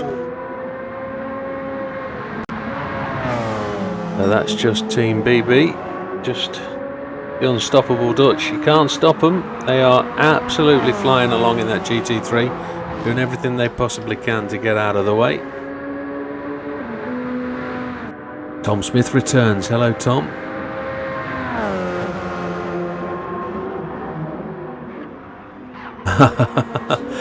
Tom's still around. Yeah, there's a bit of lag from Mr. Sphinx. I'm still around. I'm still doing my Le Mans grind on the TT. If I don't get gold tonight, it's not happening. Keep going, young man. Follow that ghost. Wilkie's just waiting for meds to kick in. I don't know what meds he's on, but they sound like good ones. After Monday, I probably won't be around much while I'm going for surgery on Tuesday and not sure condition. Well, whatever it is, Tom, I do wish you the best. You're a great support of the channel. Everything you do for us is appreciated. So I wish you the best. I know what it's like going for that kind of surgery, not knowing where you're going to be, what you're going to do. And I also know you really wanted to take part in this race. So all the best, sir. And I hope everything goes well for you. And do drop us a note and let us know you come out and everything as well, or let us know when you are well, I think is the best thing to say. I don't want to preempt fate or put you under stress to let people know what's going on. We do care, we do feel for the people that watch, the audience and the channel, so do hope everything is good. Yeah, good luck, my friend. So Sam has made the pass. I missed that. I was too busy chatting to the audience.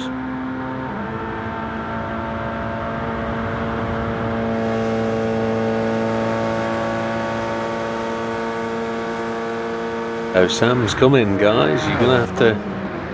Well, he's made the dive. He's made the dive. He left room. That was tremendous stuff. Delroy has just chirped in. Stunning effort from the Sphinx and Sam. Absolutely awesome. Team 420 are not far behind at all. I think they're still in the mix. I think they are genuinely on it. When it comes to my turn to drive, you're definitely going to gain some advantage because I'll be slower. I'm going to double stint, and we need to be on it. What is amazing for me is Sphinx is a solo, absolute solo. So it's time for Wilkie to go to bed. Yeah, okay, my friend. You have a good night, sleep well, and we'll see you tomorrow. We'll still be here, my friend. You keep well, Wilkie. I know you've had your troubles, so do get good night's rest, and we'll speak to you tomorrow. All the best, buddy. The Variety Gamer. Good morning, Mr. Widdowmaker, mate. How's it going? I'm back, and yes, unfortunately, I did fall asleep this morning watching Le Mans. I still haven't got my body prepared for the 24. Yeah, well, we're still going. We are almost 11 hours in, 6 hours short, and we're still pushing through. We're still on it. Thank you, Wilkie. Good night, my friend. We're still going. The stream has been going 15 hours. I did start it a little bit early before the race, but that was purely to make sure people knew it was there and for me to get the stream set up out the way once people started arriving. So what I'm also more than impressed at is the usual regulars are still here as well into the middle of the night. So people like Olive, thank you very much for sticking around. I know you'd normally retire to bed 11, 12 o'clock, but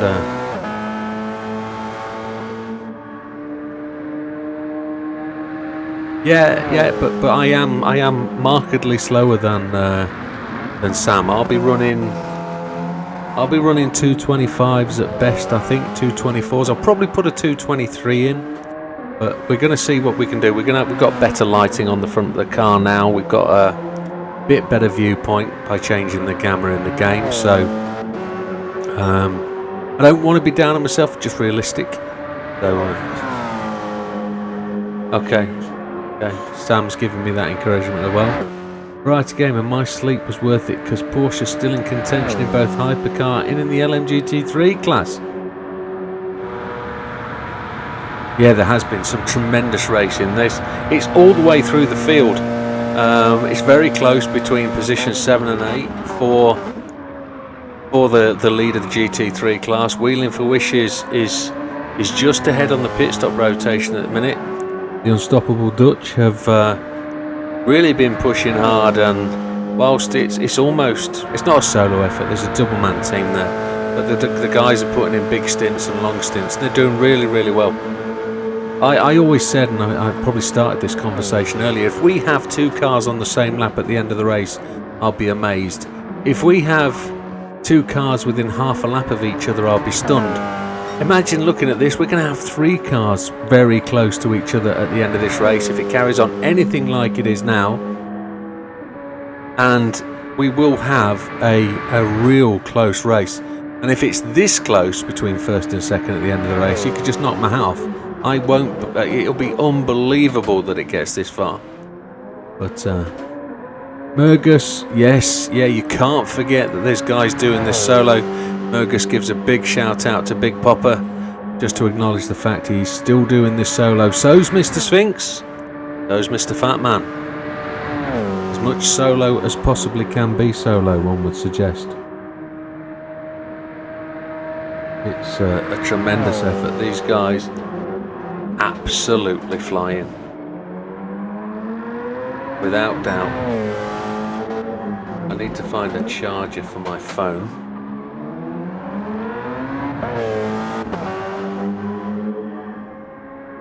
Down to 40%.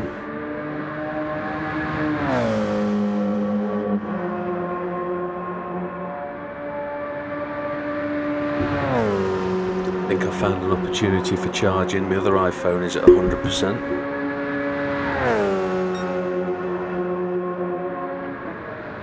Found a charge cable.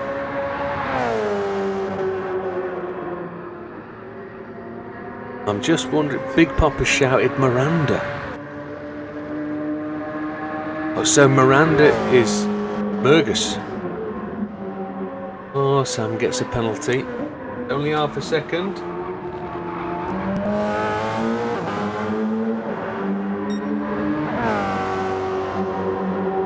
That kind of penalty, you're getting one.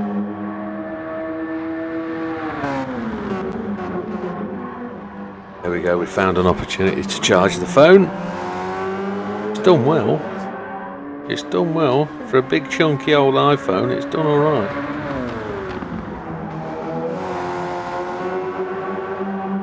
Yeah, we've just plugged into the computer and it's decided it wants to talk to the computer. Well,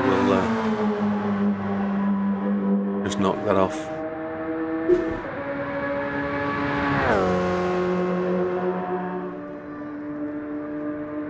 What do you mean in that sense, Sam? The Sphinx has gone to the pits.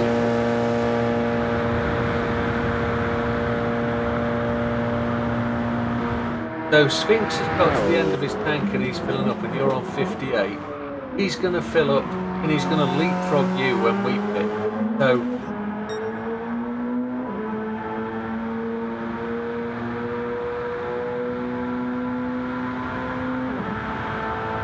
filling up.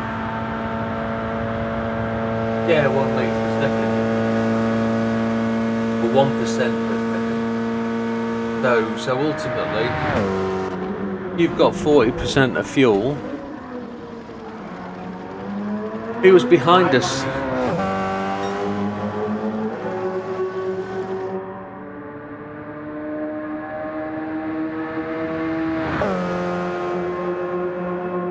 That's going to be tremendous. The 420 guys have gone in as well now for a pit stop. Sam's telling him he's got 40% left fuel. So we're half a lap ahead. He's got how much? So Sam's got 56% of fuel.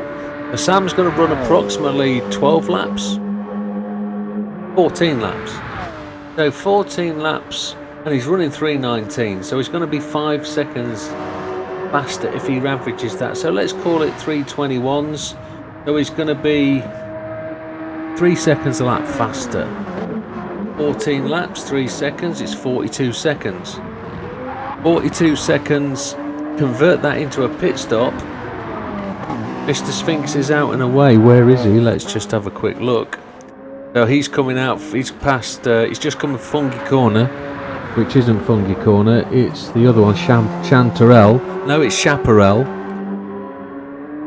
He's coming through there, so Sam's now just gone through, he's into Porsche Corner, so we're actually a pit stop in the lead, it would suggest, at this time. If Sam was to pit now, he'd come out just in front of Mr. Sphinx. Which is interesting, because looking at it, I'm looking out, it looks like there's daylight appearing. It looks like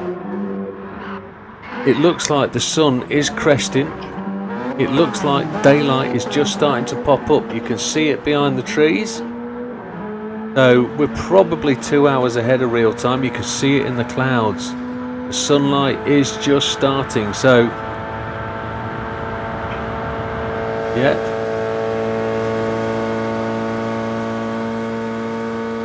And the 420 guys are in.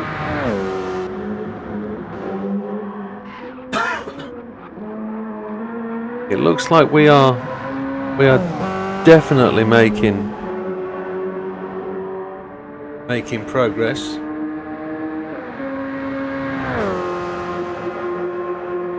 Say again. Yeah. Done well, mate. Just keep it consistent, keep hanging it in there. And then it's down to me to try and maintain that 40 seconds. Well, I don't know if we'll have the 40 seconds when Sam pits. But he should do if he makes the gains he's talking about. So If he puts in 3:21s, we'll have a 40-second lead after we pit, which will be stunning. Not entirely sure. Well, that puts us back to where we were when I did my first stint 2 stints ago. So, Calico Jack's just shouted up, "Well done everyone, great effort, been dipping in and out since you started, been great to watch, wish I could have joined off to bed, good luck." Well, do keep your ear to the ground, Calico Jack. We're going to do something like this again in the future. I'll just try and publicise it so more people know about it. Just need to cotton on to what's been said. Gamer Guy, we did our Le Mans 24-hour race yesterday, but over a 2-hour distance. We did a complete last to first challenge for Porsche after coming a dominant Lamborghini Duo and a separate LM3. Well, good on you, well done, Variety Gamer. Tom Smith, at 60 years old, found it hard to imagine doing 24 hours solo. Well, the gentleman in second place, and I can read from his bio, he doesn't call himself Coffin Dodger, he calls himself Crypt Kicker 1. He's 63, my friend, and he is soloing this bad boy. At least one of them is older than me. At 60, it's hard for me to do a 1-hour race. Well, I think you do well, Tom. I know you have visual issues, so I know what it's like to have the... I haven't got dodgy eyes. I didn't have, but I'm starting to become the fact that I am, so... Green Salmon says, Popper, you doing an Fast and Furious reference? No, that was Monica. He said Miranda. That's right. More through the field, pretty threes. Yeah, so let me have a roll back down through and let's pick up on where the guys are. We're going to leave Sam to do his lapping. We're going to leave Mr. Sphinx to do the chase. The 420 team are hot on the tails. They're just 4 minutes behind now, but gaining the odd second, I notice. Big Popper, 16 minutes 15. He's on 187, lap 187. 3 laps off the front, but he's soloing. This is a battle between the man and the race. I know he's got some good support there from guys. I don't know if he continues to have the support. So let's just keep the focus and attention on the guys where they need it. Battle's calmed down at the front. It's about Sam pitching out and stretching that lead as we watch Big Popper coming down Mulsanne. Coming down to the first corner, the Forza Motorsport chicane. It's difficult to mention Forza Motorsport. Yeah, Tom says to me his eyes are an issue primarily when driving very fast cars like the Suzuka TT 2 weeks ago. I could do that for several hours. Yeah, I enjoy that one. I do struggle with the fast cars. My eyes can't focus fast enough on the target and the corner. I struggle in the Formula 1 cars, etc. The one that did me in was a couple of times we've took really fast cars on the time trial to Mid-America. Is it Mid-America? Road Atlanta. Road Atlanta is the one. And I struggle around there. It's a great course, great circuit. I do like it in a slower car, but the fast ones blows my eyes away. Watching Big Popper now come down to Alsace. No, it's a completely different course. He's down to Mulsanne, the 90-degree right-hander at the bottom of the course. Came through there very quickly. That looks stunning. See him charging up, following the GR3 class of the car in third place in the GR3s. We'll watch him make that pass. It looks like he's going to get there just before Indianapolis. Interesting course, corner name. I wonder why it's called Indianapolis. Maybe it's got a paved brick line through the corner somewhere. I could Google it and find out, couldn't I? Could really do that. Go into Arnage. Popper following round. He's going to come through the penalty line with no penalty to shed. Going to blow through past that 911 RSR, and there he goes. Gives a wiggle of thanks to the car as he goes past, and away he goes. Into the Porsche curves. Probably one of the second fastest area of the track. Unbelievable speed through there. You can see absolutely flying through there. I've just cast my eyes up to the for the full race that's going on.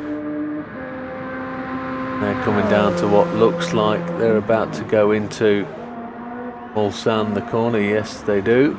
Round they go. No, that was Indianapolis. Yeah, absolutely stunning. So Big Popper runs through the start finish. Moving on to lap 188. Let's drop back down to Mr. Fatman. Matthew. He's on 186. Just pushing after. He's coming down to Michelin. The second chicane on the Mulsanne. So, just for reference, he's 3/4 a lap down, and Fatman just picks up a penalty. That's the curse of the commentator. I apologise for that, Matthew. We just look back down to JB. Actually, Fatman is looking to overhaul for another lap. He's coming up closely on the back end of the Fark Hall team. They are also carrying a half-second penalty. Two unusual cars for the race. JB Designs team Fark Hall is in the TS030, and it has absolutely stunning blue flames coming out the exhaust. Click back to Fatman to pick him up as he comes down the straight. All you see are headlights, and then the back end of the car. You can see them both line astern. Can't really see the gap closing, but pretty sure that that car coming behind, whilst it in front is moving quite quickly. We don't have a zero time for Team Fark Hall. JB ditches that time penalty. Not JB, I don't think. I think it might be Howard might be driving. Could be JB. Looking at the times, 3:24s. Could be JB still. Could be on his session. Back to Fatman. Pushing on. Just 22 minutes back from the front.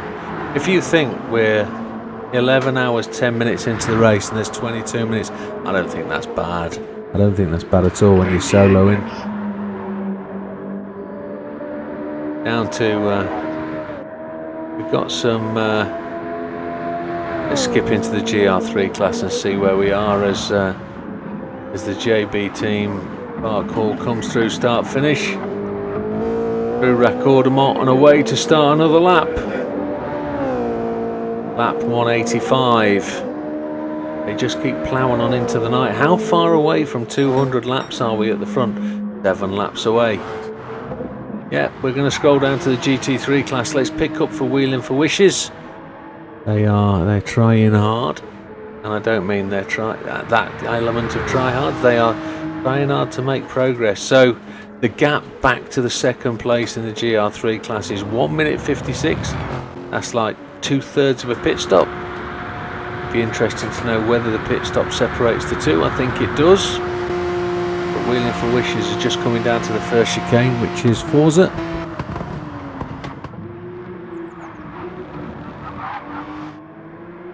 Daniel's just come up with a great point. If the game allowed more than 16 players, it'd be fun to do 30 to 40 cars with different classes. Yes, it would. It's one of my biggest wishes. Having talked to a few people about the game, I'm told. On your outside, BB. I was relaying the message. Oh, unlucky, BB. Unlucky.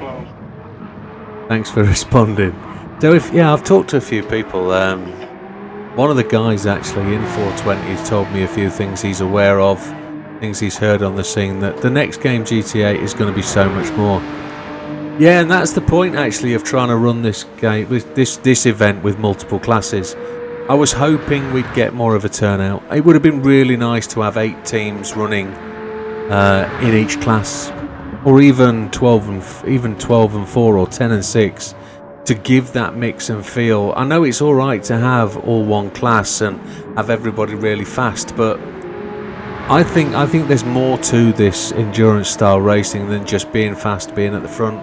When you've got to make way, when you've got to realise that you've got slower cars trundling round, and you've got to make allowance for it. I know it has a massive impact on your lap time to back off and let these cars go. When you arrive at a corner, they are going as fast as they can. They're on their racing line. I know it's not going to make a massive difficulty for the slower car to back up and out the way, but they're in a race too, and that's part of the fascinating part of this event, and most racing, to be absolutely honest. So Wheeling for Wheels has got that motion. He's in that situation now. He's got 6th place and 5th place coming behind him. He moves out the way, which is easy to do, but in the Porsche curves, it's not going to be that easy. Is he going to be out the way for Fatman? Yeah, almost, I would think so. Maybe he's going to take the wide line. No, Fatman's just snuck in down the inside. And that's ideally how you want it. You want the opportunity as the slower car to let these guys go without hampering you and giving you that problem. But sometimes there is only one line through a corner, and that's the difficulty with Porsche curves into Corvette. There really is only one fast line through there, and to give it up really disadvantages you. So I understand the issues that they have, but it doesn't solve the problem. But that's the complexity and the beauty of this style of racing. It is, for me, it's the mecca of motorsport, whereas the mecca of speed is Monza. The mecca for motorsport here at Le Mans is endurance racing. It is the place to be. It's the race to be seen at. It's the race to win. And most of the fast drivers win here. Yes, there is that. Green Sammy makes a perfectly valid point. It's different when you have to stray from your racing line to pass. Makes it interesting.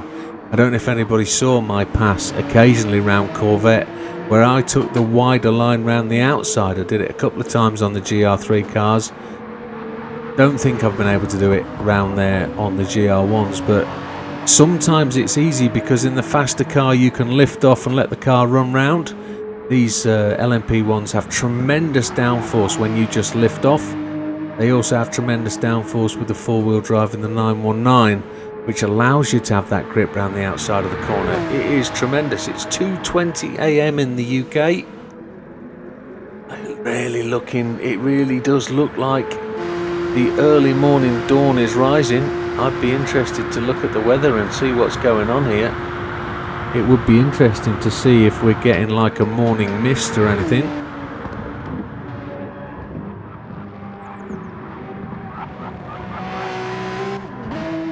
A wise engineer once said, if you podium in Le Mans, you become invincible and live forever. That wouldn't be a quote from Ford versus Ferrari, would it? So Blaney's best. Hello, I'm back. Discuss the strategy with my team. That's good. At the age of 11, young Blaney there is discussing race tactics with a team. That's phenomenal.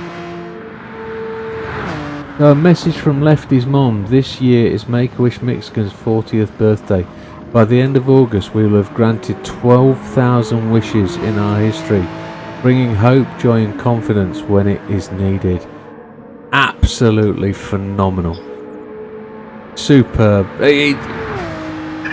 I know I've only seen a few videos and I'm a long way across the pond, but thank you for everything you do, Make-A-Wish, and if this can go a small way to helping a couple of wishes. I think I've seen a little bit of a thing about how much it's required to actually fund these wishes, and while some of the wishes cost a lot of money, if all we have to do is provide a party dress for a little girl who wants to have a party, it could be $500.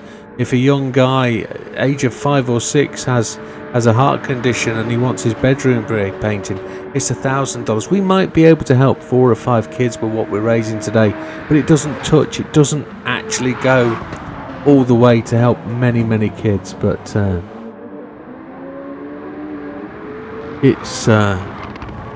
it's only a small thing we do, but it's a massive way to helping some kids, and I'm happy to do that. Really thank you for the input, Lefty's mom.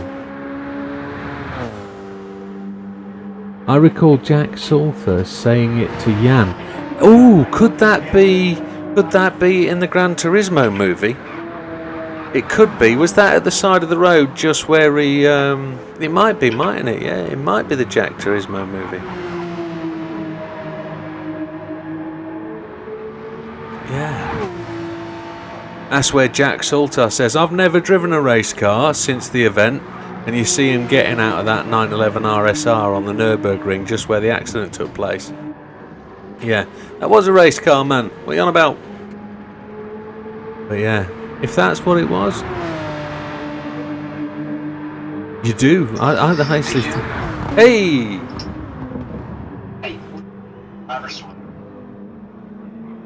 Superb. We've been watching you guys doing it. We're watching you go into the pits. You're in. It's good stuff, isn't it? So this is going to be interesting. We're going to flick back to Team Unstoppable Dutch. It was either on the road by the crash or in the restaurant. Yeah, it was one of the two. I think you're right. I thought it might have been Ford versus Ferrari where that was said, but you're right. It was the GT7 movie. So Wheeling for Wishes has got their fuel go. Oh, they've not got the fuel going in. They're in 3%. They're just changing tyres. They're in the pit box. And they're now taking the fuel. They have to complete the tyres before they start the fuel input. You can see the fuel filler is at the front of this car on the hood. What a great paint job that is. Make a wish. There's some text on the top that I can't read, but we're racing together to grant wishes. The message is the same on every car. That's what they're doing. That's what they've done it for. Let's look back to Team BB. He's now come through on Nage. He's racing his way through to... I say Team BB. It's the wrong thing to say, but it says BB above his name, over his bonnet. What am I going to say? It is the Unstoppable Dutch. They're coming through Porsche corner. I'm not adding pressure. Wheeling for Wishes, 48% of fuel at this point. Coming through the last of the Porsche curves into Corvette. They're coming round. He's going to get his eyes on the Ferris wheel very soon. Still 40% fuel to go into that 911 as we flick back to the pit lane to watch it happen. Car number 42. Here he comes past the entrance to the pit lane into the Ford chicane.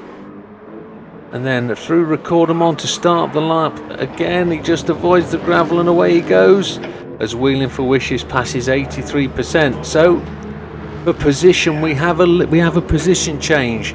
Team Unstoppable Dutch go up into 7th. Let's hope he can progress through the field and try and do that until his next pit stop. So when they're away, Wheeling for Wishes takes back to the track. And away they go. And it's a driver change. Who is the driver now? Could you let me know?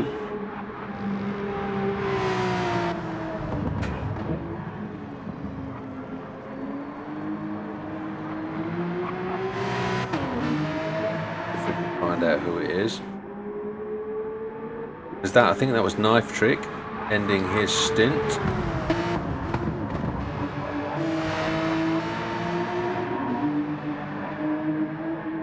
Wheeling for Wishes might be muted, but let's hope that that keeps things interesting. We'll see what does.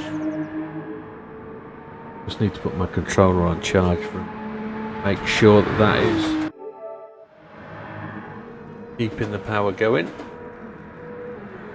Just watch Wheeling for Wishes, and then we'll drop down to the 3rd place team in the GT class. Look at that! It looks like the morning sunshine, the light from the morning sunrise is just breaking through. We can start to see greyness rather than blackness of the night. The morning is arriving.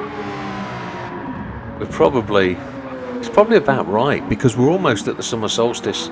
I think we went dark probably an hour and a half early on our version of the game. I'm looking at the TV now to watch the full race. And it looks like it's raining at Le Mans. It is. It's pretty stormy by the looks of it.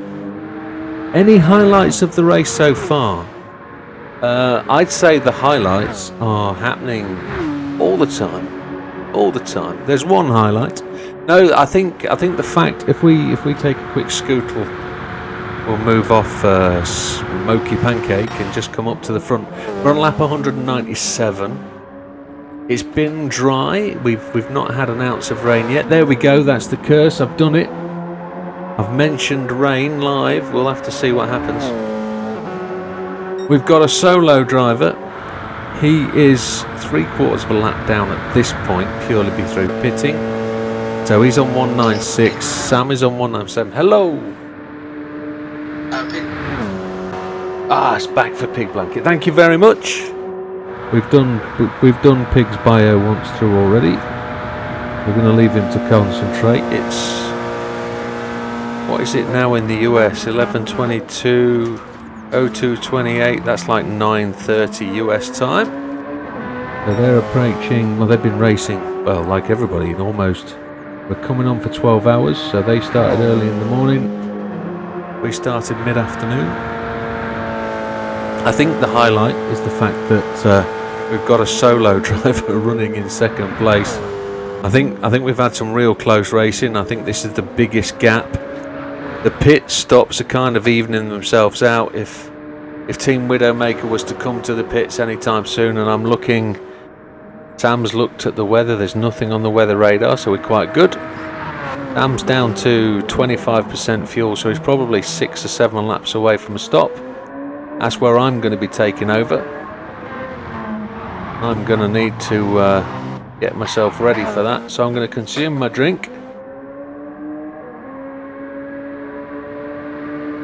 And then I'm going to take a bathroom break. I'm going to start to get my... That reminds Green Sammy, he was going to ask if there is a guarantee of rain. There's absolutely no guarantee of rain.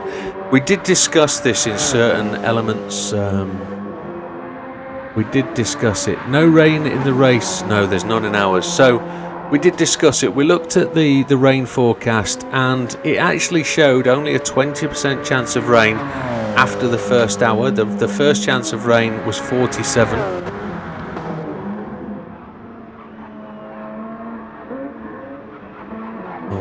I'll come back to that in a moment. We discussed it.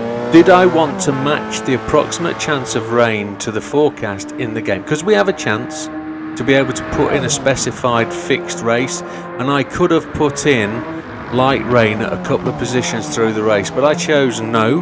What we would do is we would just match the weather in the first sector, and then we would put it on 100% random. So if it went random and whatever happened is whatever happened, we weren't going to try and match the weather all the way through the race, because we could fix it and it could change, etc. So that's what we chose to do. So there's no guarantee of rain in our race. We've been quite fortunate in all the practice races we've done. We haven't had a massive amount of rain, and we did do a restart on this race because we had a bit of a dubious start time with when the game launched, when we did the first start. So we're 5 minutes behind official race time, but we've genuinely not had any rain, and it's been quite clear. So I just need to go through a little bit here. So Lefty's mom said, this is the very day 2 kiddos in Michigan were diagnosed with a critical illness. You are amazing. Well, if we can ever help with those with the money we've raised, I would be more than happy. Rebecca Reed shouts out, keep it up, wheeling for wishes, past my early bedtime on the East Coast USA. See you for the final laps tomorrow. Big high five to Pig Blanket and Knife Trick. Thank you, Rebecca. I'll make sure that's passed on. They've heard everything I've said because they've got the stream on, and you're an amazing person. Thank you. So there is a chance, absolutely, there is a chance that we could have rain. As you can see, hurtling along there, Sphinx along the bottom end of Mulsanne, into Mulsanne, the corner, and you can see the sunrise behind. The sun is now rising over in France, according to the race.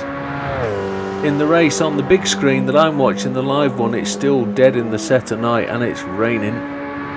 It's coming down. So in approximately 10 minutes time, I'll be taken to the driving seat. I'm going to take the commentary position with me. I think Sam's going to attempt to get a couple of hours kit if he's not wired.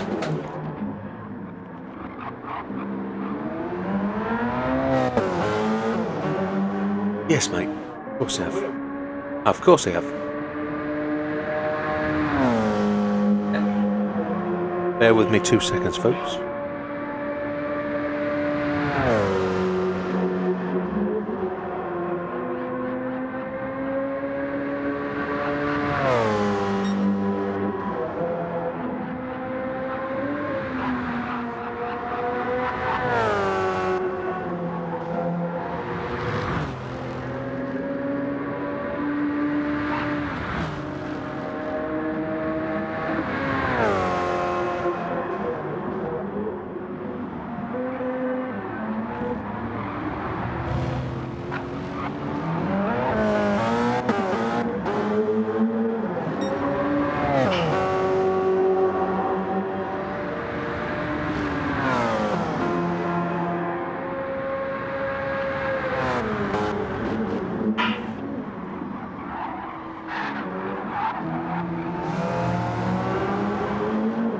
So yeah, we're on our way.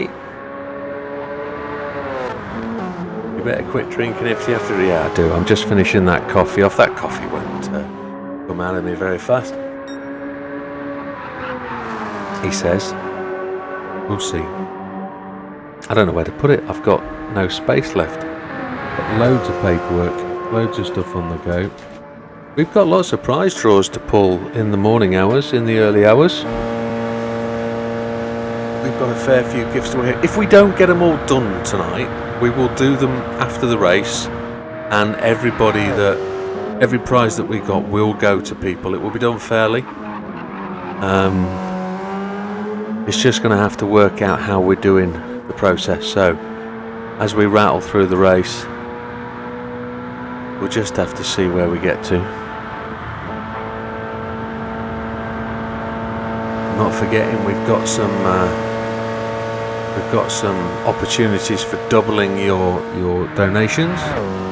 So we have in the last half hour of the race, or in the last hour of the race, we have half an hour where the biggest donation up to $150 will be doubled between 2 and 2:30 UK time. That will be 9 to 9:30 US.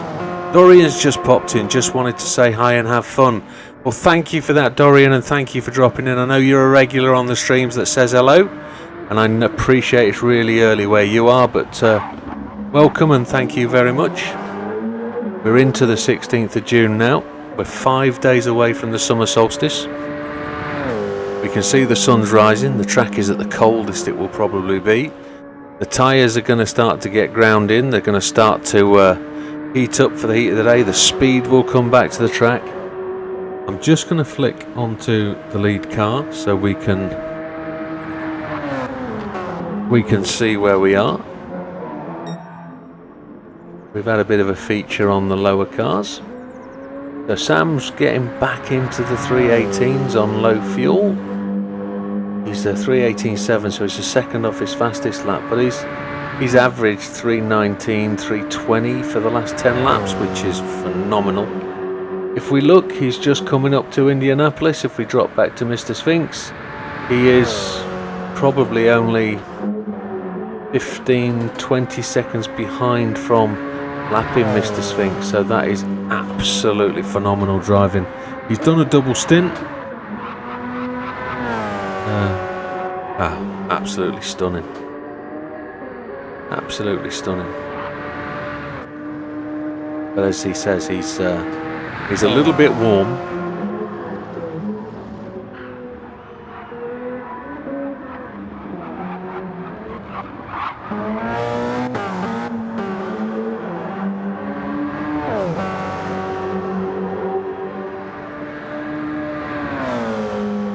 But he's rattling on through.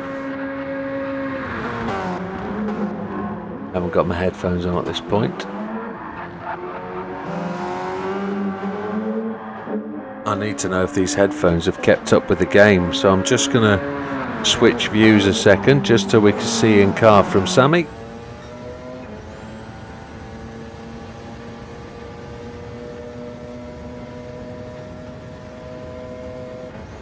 Yeah, the sound is pretty good. Not got a lot of laps. Sam is mad fast, yes, isn't he? Isn't he? As he goes around the outside, and it looks like there is that the sun, or was that a street light? Can't tell. The daylight is there.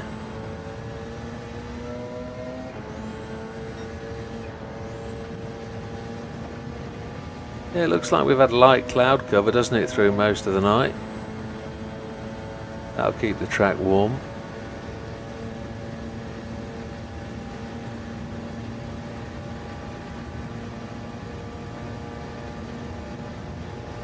And we are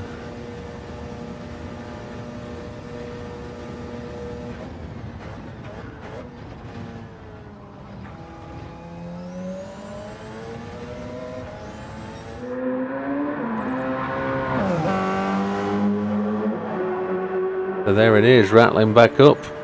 Let's have a quick scan through the field, make sure everybody gets some coverage and understand what's going on. Deb Long gives a shout out to Big Popper. You're doing great. You're all doing great. Well done. Thank you, Deb. So, just run through with Team Widdowmaker in first place.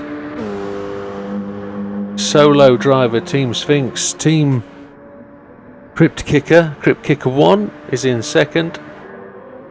420, Team 420 are in third place, still hounding, absolutely rattling. They're just over a lap down, which they're going to get back fairly shortly. They're going to get unlapped when I come to the track. So purely by the way of pit stops, they're rattling down Mulsanne. Big Popper, he's just ahead of those guys, just trying to keep his nose ahead as he goes into Michelin. 2/3 of the way down Mulsanne. Batman, he's on lap 193. He's just coming past start finish. Just rolling those laps, keeping the rhythm going. 11.5 hours in. Team Fark Hall. Sorry, Sam. Oh, just need to flick back to the front. As you can see, the Team Widdowmaker Racing as leading the race. They are about to come round and complete lap 200. One of my favourite sisters, there's Big Popper. So yeah, that's 200 laps completed by the team in the lead as they come round. I wouldn't say it's been an incident-free race, but it is certainly a race with incident. Much tighter and tighter line. Let's get back to where we were. Leading the GT3 class is the unstoppable Dutch.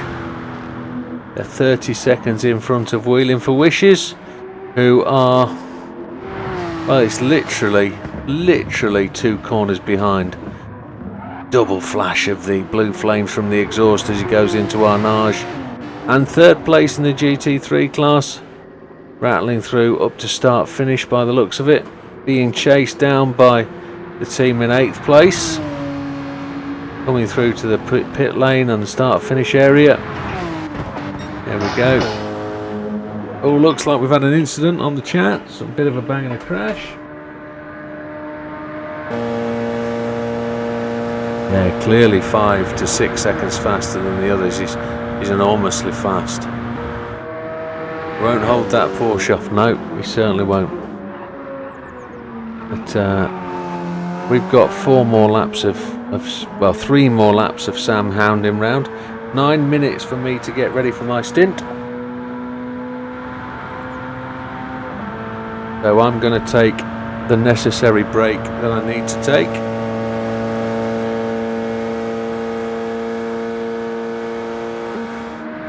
Whilst the sun's rising in the game, I'm anticipating the sun rising also in the UK. 6 days on the run with a shout out, shouting good luck guys. Thank you very much sir, it's appreciated.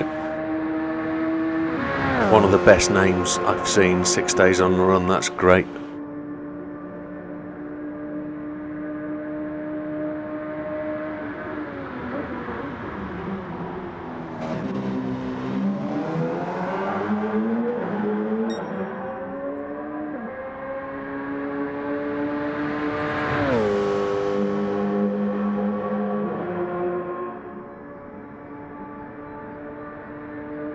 It is double back to back, it's 3 hours. Yeah, I think you have.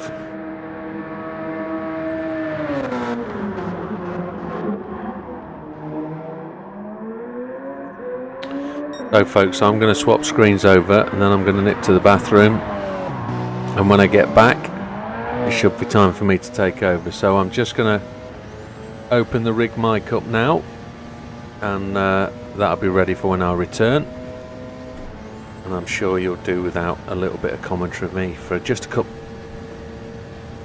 of laps, and when I get back I'll be taking over from Sam. And before I do go, massive thank you to everybody that's joining the stream, saying hello and giving a chat and just wishing us along the way. It's really appreciated. We're gonna get into the hard hours now. When we get past 12 hours, they're going to be hard. They're not going to be difficult, they're going to be hard. But those difficult hours come when these guys have done it again. So we're very soon at the point where we're saying halfway, and that's going to be a significant point. This is 3 times longer so far than we've practiced. Maximum time we practiced was 4 hours. So we've done 3 times that almost, and we're going to double that again. So not labouring the point. We'll see you in a few minutes when I get back.